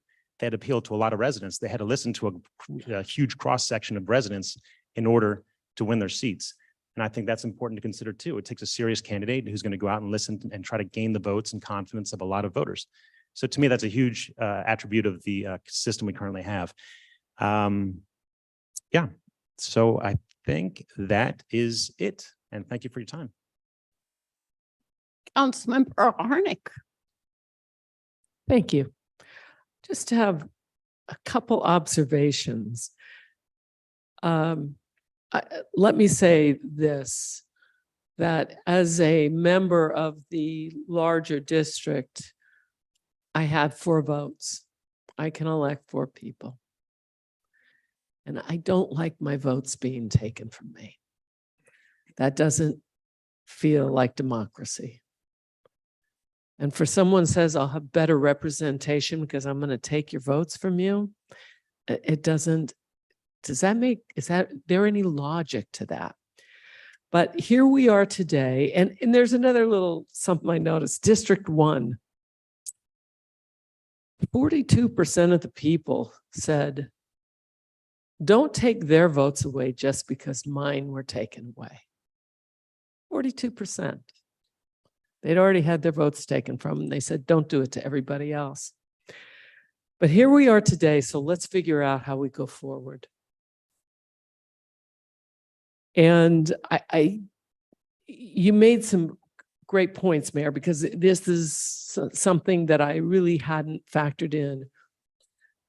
But we can't keep redistricting because we've all read, or some of us have read what it says here, and we can't do that.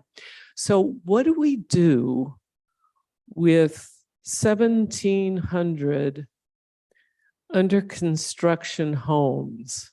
They're currently under construction. What happens to those people? And does it make more sense to hold off until those are built? Or how do we deal with that so that we are as fair as possible? So that we get the best result that we possibly can under these circumstances. And that's an authentic question. When you brought it up, I haven't had a lot of chance to process and digest this. And I certainly don't want to make an off-the-cuff decision. But I think it's something to think about. And I must, I just looked at Councilmember Nestandi, and I just couldn't agree with her more on the ranked choice voting. I can't imagine saying you get 2 votes and not really, I'm taking 1 from you. It just is not democracy. So I do agree with what Councilmember Nestandi said. Those are just a couple of my thoughts, and I really am troubled by we're going to build a lot, and how does that then work? So I think we need to take a look at that. Before I offer my thoughts about districts, I want to make 2 things clear. The people who choose to demonstrate on El Paseo do not necessarily reflect the culture of Palm Desert. It's a public place, and people of all perspectives know a good way to get attention and press coverage is to demonstrate on El Paseo. That's the downside of creating a very attractive location. So as mayor, I want to say emphatically that we respect free speech. But the fact that folks choose El Paseo as the location of their demonstration does not in any way, shape, or form reflect that the city has embraced or sanctioned the message. Secondly, I want everyone to know, particularly those who are newer to Palm Desert, that this city has a lasting and proud history of celebrating diversity. Palm Desert appointed the first Latino city manager in the Coachella Valley. That didn't happen in the East Valley. It happened here. One of the first Latino city managers in the state. That's a hugely prestigious and appropriately well compensated position. Let's not forget that. And we are proud of the extent to which he did not stand alone, but Palm Desert has thrived through advancing the careers of a diverse workforce. And of course, women on the Palm Desert City Council is no big deal and has been a part of our history since the beginning. So please join me in celebrating our longstanding tradition of celebrating diversity. Districts. We've heard a great deal of wisdom tonight. I could quarrel with some of the points speakers made, but every single speaker had some amount of wisdom. And I suggested putting Measure B on the ballot because we were hearing from so many speakers about this issue, and it became imperative to get a read on how representative the public comment speakers were. So we asked the electorate and we got a response. We do need to find some path forward that respects that result. And I am hopeful that we can find a path forward that will garner the unanimous support of this council, because that would be exceedingly healthy for our city. I want to suggest a possible path for discussion and consideration. There's been a great deal of talk about fairness. That map we had up on the screen showed that in the foreseeable future, the north part of our city is going to gain close to 10,000 residents. If we established 5 districts today, and each of those districts had close to 10,000 people, the probability is that less than halfway from here to the 3030 census, the district in the north would end up with twice the population of all the other districts. Do you follow me? If they're about to have an infusion of 10,000 people and you create 5 districts today, in a fairly short number of years, they end up with 20,000 people, twice the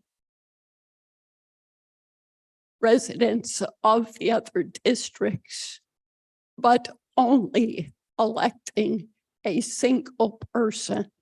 And it would not be possible to correct that until after the 2030 census. That does not strike me as fair. We have this second issue to deal with of the legal hurdle of redistricting after our prior adjustment to the District 1 boundaries. So here's a possibility for consideration that addresses both of those topics. Include on the next ballot a proposed charter amendment that commits to move to districts when 60% of the projected growth north of Country Club has happened. We can anticipate that that will be in the foreseeable future. And I think all the council members, including those of us who have expressed reservation about districts, recognize that there is some point at which growth warrants that kind of system. This would be a method of committing to the system in response to growth.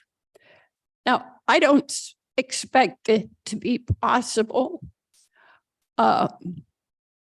for all of us to agree on this or any other proposal tonight, but I would like to ask council between now and our next meeting to assess the feasibility of what I just suggested so that we can receive a staff report that's responsive to that.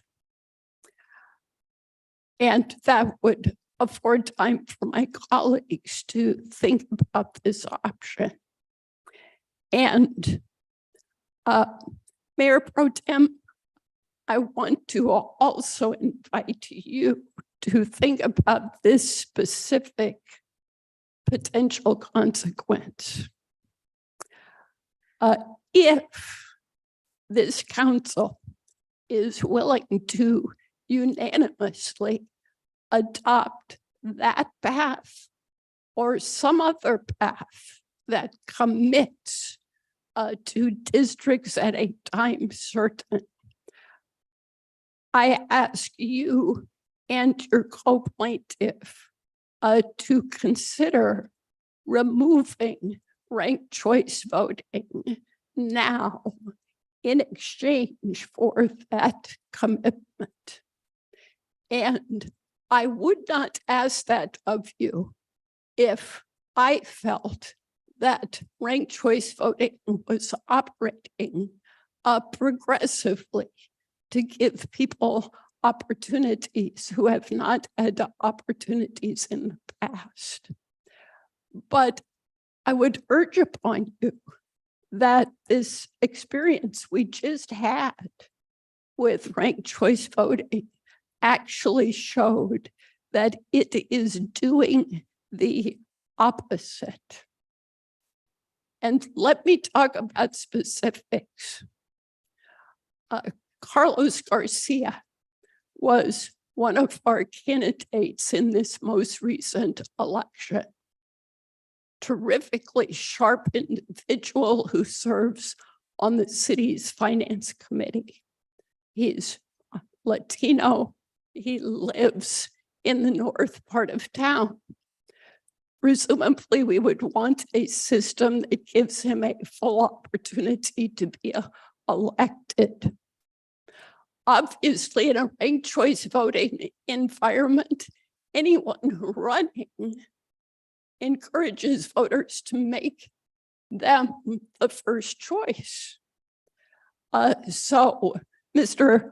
Ackerman, who was also running, and in agreement with Mr. Garcia on many issues, urged his supporters vote for me first and vote for Mr. Garcia second. As I said, any of us running for office would urge folks to vote for us first. Well, we need to look carefully at how that played out under ranked choice voting. Because Mr. Ackerman and Mr. Truby were the last two candidates vying for the second spot.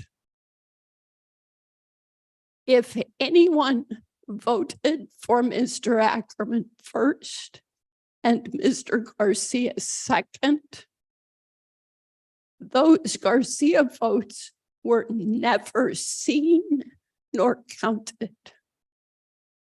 Never seen nor counted. Am I right? Because of the way the rounds work. So this I would say is an unexpected result to the average person participating in our process. It's not helpful to the progressive goals that have been discussed here. And so I would simply ask you to consider, talk to advisors, consult with your co-plaintiff, and see if we get to the place where this council has unanimously endorsed a path that will get us to districts at a time certain. Can you agree to make a part of that result dispensing with ranked choice voting? It's just produced, I think, an unexpected outcome in our most recent election. So I have asked staff to come back to us with one body of additional information. Do others have thoughts, comments, questions? Mayor Pro Tem. Thank you, Madam Mayor. I have a lot of thoughts that have come up as I have heard my colleagues speak on their feelings and their views. And while we discuss what happened in the last election and ranked choice voting, I think if we look at the budgets that each candidate spent while running, I think that makes more of an impact. If we look at who ran, what proportion of the vote they received versus their messaging. And it's very clear for anyone that has been involved in campaigns that how much you spend does matter. The amount of mailers that you can put out, the amount of signs that you can put out, the size of the signs that you're able to put out matter, because voters then become familiar with your name, with your image. So I think it's unfair to simply categorize that between Mr. Ackerman and Mr. Garcia being equal and a coin toss between voters. I think that is an unfair characterization. And when my colleague, Councilmember Truby, said that it's a threat to democracy to have ranked choice voting, and that that it would not allow accountability to people in your district, well, essentially, you can recall somebody. That is your constitutional right as well. If you do not like your representative, you can recall them. And if there is only one single person running in your district, if they don't receive 50% of the vote, they don't get elected. You can't get elected with 13% of the vote in a single district. So that's something to consider. For example, County Supervisor Manuel Perez, he ran unopposed because people thought he was doing a good job. We have a history of long-serving members here. Because people thought they were doing a good job, doesn't mean that it's because there weren't other candidates that could not raise the amount of money or had the name recognition that already existed because of their incumbency. I see that we talk about waiting for some time until the North Palm Desert is developed. But unfortunately, we see projects that fall through because of funding. Just because something is planned does not mean it is fully expected. We've talked about developments where the state doesn't provide funding, the federal grants don't come in time, and things get delayed. You know, if anybody that's willing to look at the closed session agendas, you can track property addresses that are being discussed and how long they've been there before they get resolved. In discussing that we support different cultures and we have celebrations, yes, it's great to say we have a celebration, we recognize it on social media, but we're not fully recognizing and supporting our diversity. If I can bring up the example of when I submitted the request for a proclamation against Asian American and Pacific Islander hate, which was the result of the pandemic. And that resulted in a heated discussion, and it was not provided. A generic statement that cites the municipal code that says we respect everyone is not the same as calling attention to directed hate to a particular group. When not long after that, we not celebrate, but we honor Holocaust remembrance. Is that because it impacts a larger group of people, but it doesn't make it any less severe when you see the kind of hateful and violent and brutal attacks that were happening throughout our nation? I can assure you that I have spoken to other individuals when they understand ranked choice. It's not as confusing. And when people say it's confused our seniors, well, I think it's honestly an insult to our seniors that are very capable, very bright, very intelligent, and are able to understand that guidance. So that to me is not a valid reason. We look at when we ask somebody, hey, I'm going to go to the store, I'm going to get some ice cream. What would you like? And we automatically, at least I do, say, if they don't have that, what else would you like? Maybe you'll even ask for a third one, because sometimes you know what you like is not available. So it's something that we already practice in our psychology of what would you like in which order. So that is not anything new. In fact, some of the earlier forms of government in our country did have ranked choice voting. I think that today's meeting was to request direction on how to move forward. And I think it's counterproductive to say our direction is to delay it again. We've asked the voters, it was an advisory measure. They responded. We owed them action. We owe them action in saying that we are looking at the future growth as we also consider annexation. We know that right now Imperial Irrigation District is holding negotiations hostage for several different entities. So we can't say we don't know how that's going to move forward. We can't say that we are guaranteeing anything until 2030 because that's not what the ballot measure said. It didn't say in a distant future, would you like to move to districts?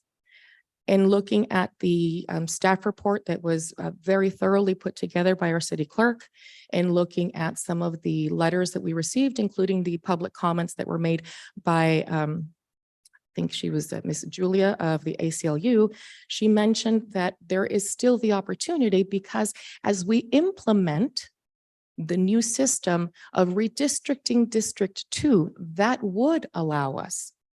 So while we're going to get caught up in the details, it's going to allow additional delays and additional delays and additional insults to our residents because we serve the residents don't serve us as we express what we want.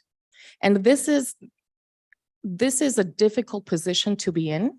And yes, 2 districts is very strange, but the reason why Ms. Lorraine Salas and I decided to take the 2-district settlement was because we understood that part of the California Voter Choice Act was that you could not protect incumbency. It was not legal to draw something to protect where you were already serving. And we felt that if the council was willing to waste taxpayer money, $953,000 were spent on this because they did not want to comply with the law.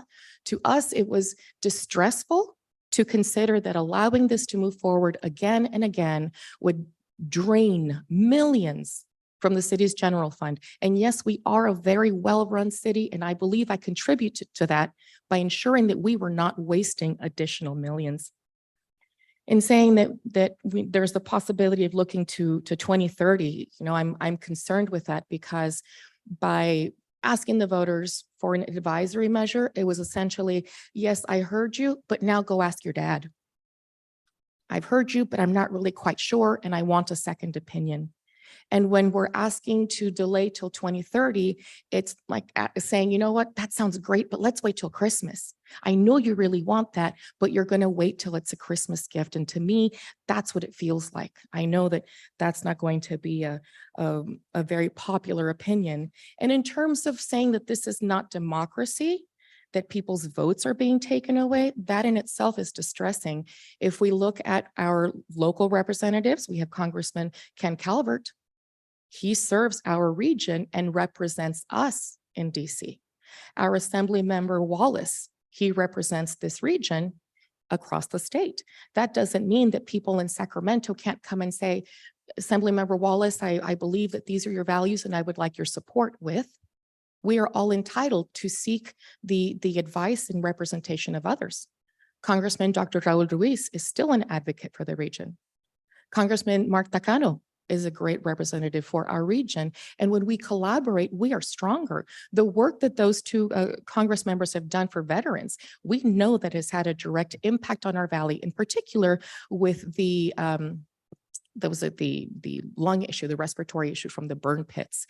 So we understand that we would each be voted in by our district, but we would serve the entire city. I get so many emails and calls that say, I know you're not my council member, but, and my response is, yes, I am your council member. I'm here to serve every one of you. In my capacity, I can bring forward your issues. I can refer to our wonderful city staff. I simply say, I don't have the answers because that is not my subject matter. I am not the city planner. I am not public works. I can refer to our city manager or legal counsel as necessary. We are the intermediaries of government. So I serve the entire city. And we have to recall that the US Constitution was created to protect the voting rights of a select group of individuals. And it is my opinion that by maintaining this system, we are perpetuating that. In the time of our founding and the Declaration of Independence, our revolutionary time, the right to vote was established and protected for a select group of individuals. And this was wealthy Anglo-Saxon Protestants that owned land. That is who our democracy was built for. Women were specifically excluded, and those are the practicing other religions such as Catholicism and Judaism. They were not included. And if you were an enslaved person of African descent, you did not even count as a person. You were counted as 3/5 of a person. And that was by design because these groups of excluded individuals were considered unsophisticated enough to cast a vote as if they didn't understand how democracy was impacting them. And I think that that is one of the things that Lorraine and I understood, that making the argument that we're so well run, we don't need change, makes the assumption that there are not equally passionate, credible, reputable, intelligent people in other parts of the city that can bring forward their talents and their intellects to increase and enhance the effectiveness and the beauty of the city. I believe that as we consider, we've got 4th of July coming up. That is one of our most sacred traditions as a nonpartisan community. And we look at, what are we celebrating? We celebrate a proud day of American honor, the ratification of the Declaration of Independence, where colonial America had entirely different needs and was frustrated by the increase in taxes by a monarch that lived in another continent. The king didn't understand what it was like to walk around in America. He didn't understand the issues. He didn't understand the needs of one colony from another. And it took our country to make that stand and say, we're no longer going to abide by this. We look at the impact of the Townsend Acts, which increased the taxes on stamps, paper, and our beloved tea. So we know that's the Boston Tea Party. And that's where we get the cry of no taxation without representation. This is basic civics and why people are so committed to enacting these or having the reenactments of these events. And so I'm acknowledging that there are different needs in North Palm Desert and East Palm Desert. And voter support from these communities shows that they agree.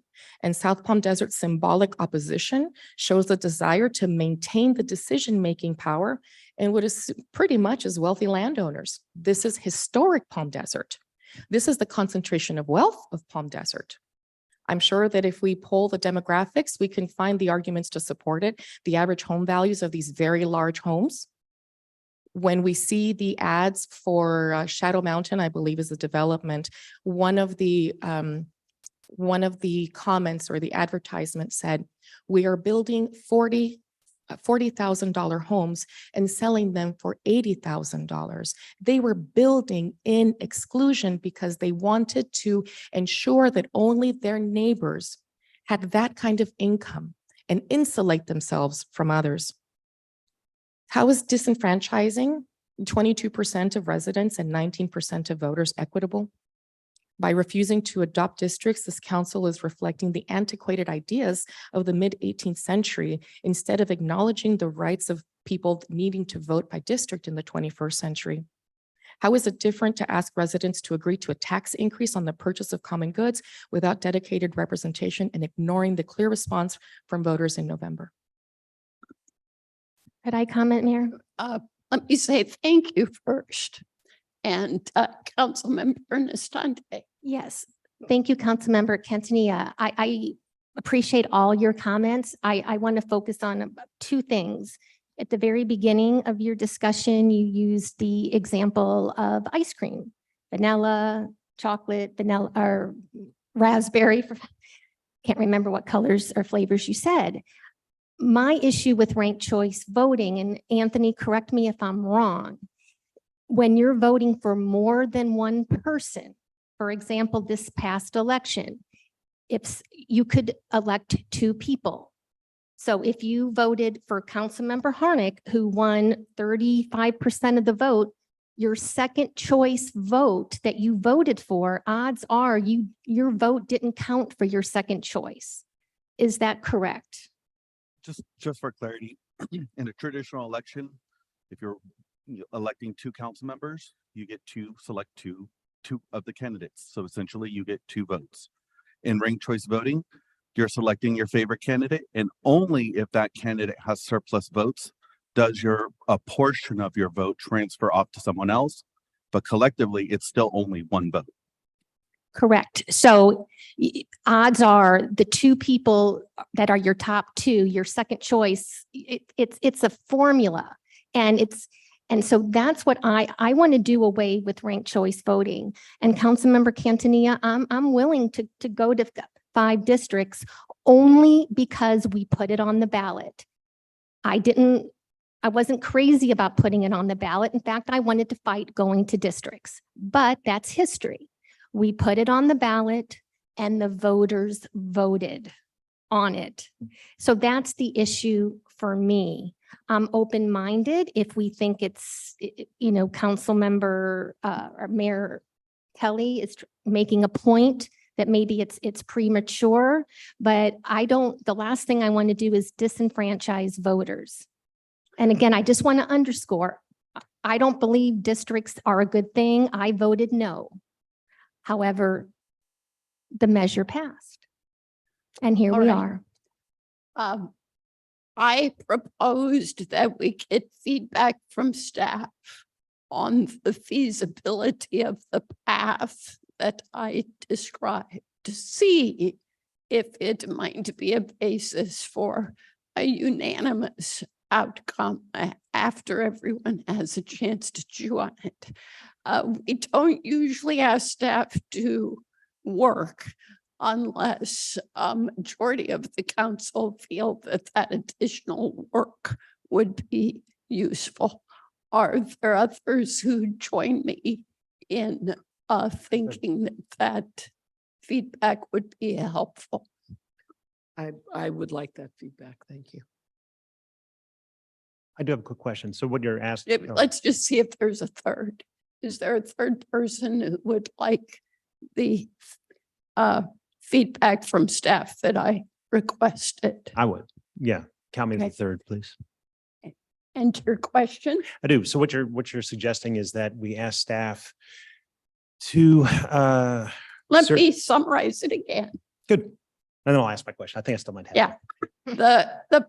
And the whole reason for this path is that if we created 5 districts tomorrow, in a short number of years, we could end up with a situation where one of those districts, the one to the north, has twice as many people as the other districts, which doesn't strike me as fair. So the proposed path would be to put on the next election a charter amendment to check that box about how we deal with the legal hurdle, a charter amendment that specifies that when 60% of the projected growth in north of Country Club happens, districts will be created. And I didn't say 5 districts, who knows, by that time 7 might be appropriate, but districts will be created. And I would point out that 36% of the projected growth is already under construction. It's actually happening.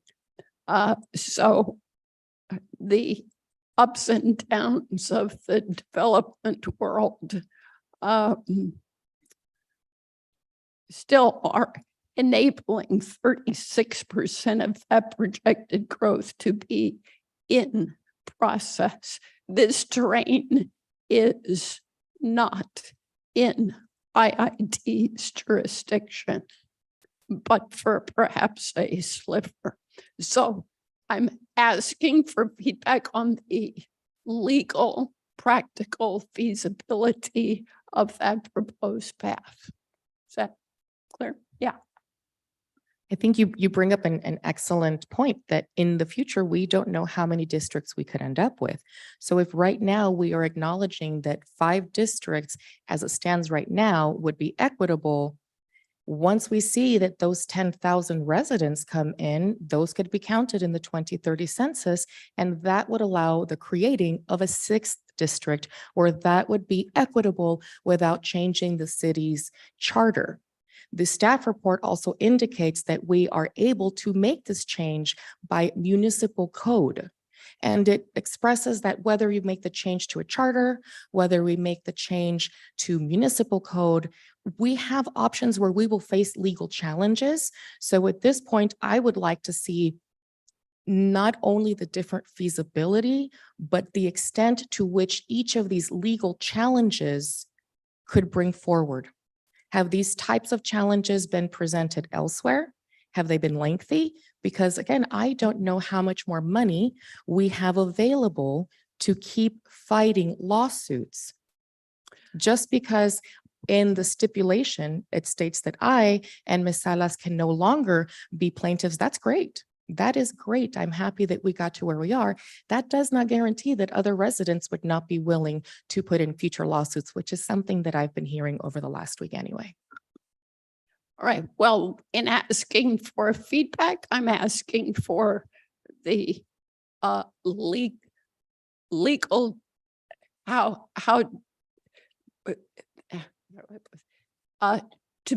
to learn whether this path would be a clearly legal one, such that we would be done with legal disputes. And we have a majority seeking that feedback before further discussion. When we get that feedback at our next meeting, we can talk about the merits. Of course, every 10 years, corrections and updates can be made. The fear I've expressed here is that districts implemented today would very quickly become unfair, and too long a period would have to pass before the correction could happen.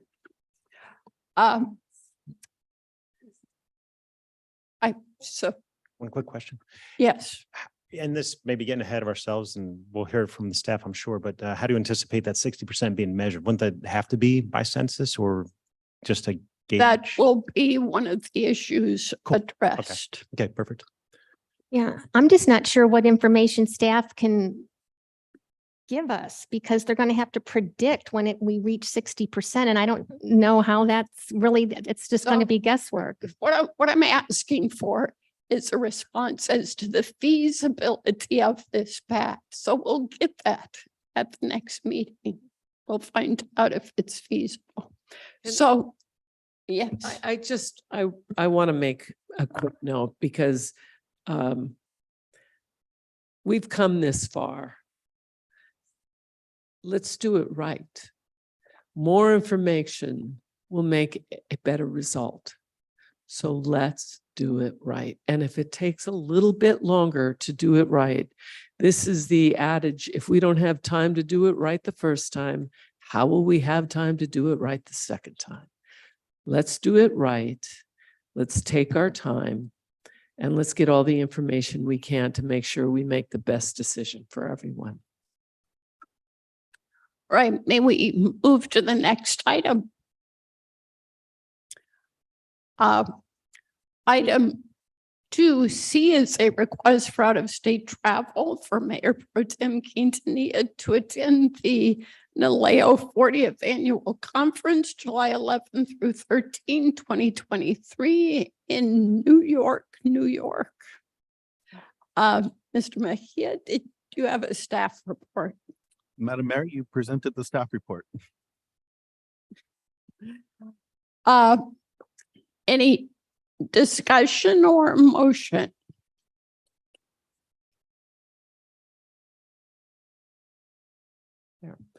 I notice in it, and I read through it, but I noticed that this would be a recurring request. And it says it's a unique opportunity that is not offered in Riverside County or the state of California. I take issue with that. I think California does a great job. I think Cal Cities, CalCog, SCAG, there are multiple entities that do a great job that offer this. Now, looking at the attachment, the one thing we don't offer at Cal Cities is the number of sessions that were specific to New York City. So there were a number of them. My suggestion is, I will not support this being ongoing. I'm looking at it as a one-time request, because when we look at this, this is a cost benefit. Will the educational opportunity be enough of a return on the investment that the Palm Desert taxpayers are paying for airfare and hotel stay in New York City? I am not willing to tie the hands of future council. And I just, quite frankly, it's one of those things, environments change, economic environments change. We need to look at this every year, and any and all out of state travel needs to be reviewed every year. And this is another one of those emails or one of these agenda items, by the way, that I got a number of emails and calls on. I just think the prudent thing to do is look at it every year. I can't support it in an ongoing way. So did you want to move to approve the request for this year, this coming? I would hold back until I hear from my colleagues. I can support your measure to approve it for this year, and we take it each year and review. Is that your recommendation? That seems reasonable on a year-by-year basis. And I concur. I would like to make it a one-off and then get some feedback upon your return and see how it went. Right, someone move. Oh, I'll make a And- motion. This is an important thing that you're saying, because you will be missing a Palm Desert City Council meeting. Is there a So- second? There is a second. Please vote. Madam Mayor, before we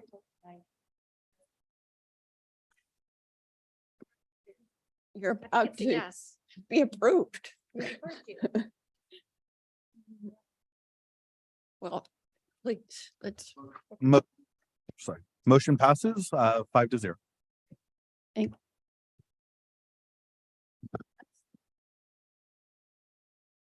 That's the last item this evening, so we will be adjourned. Thank you all.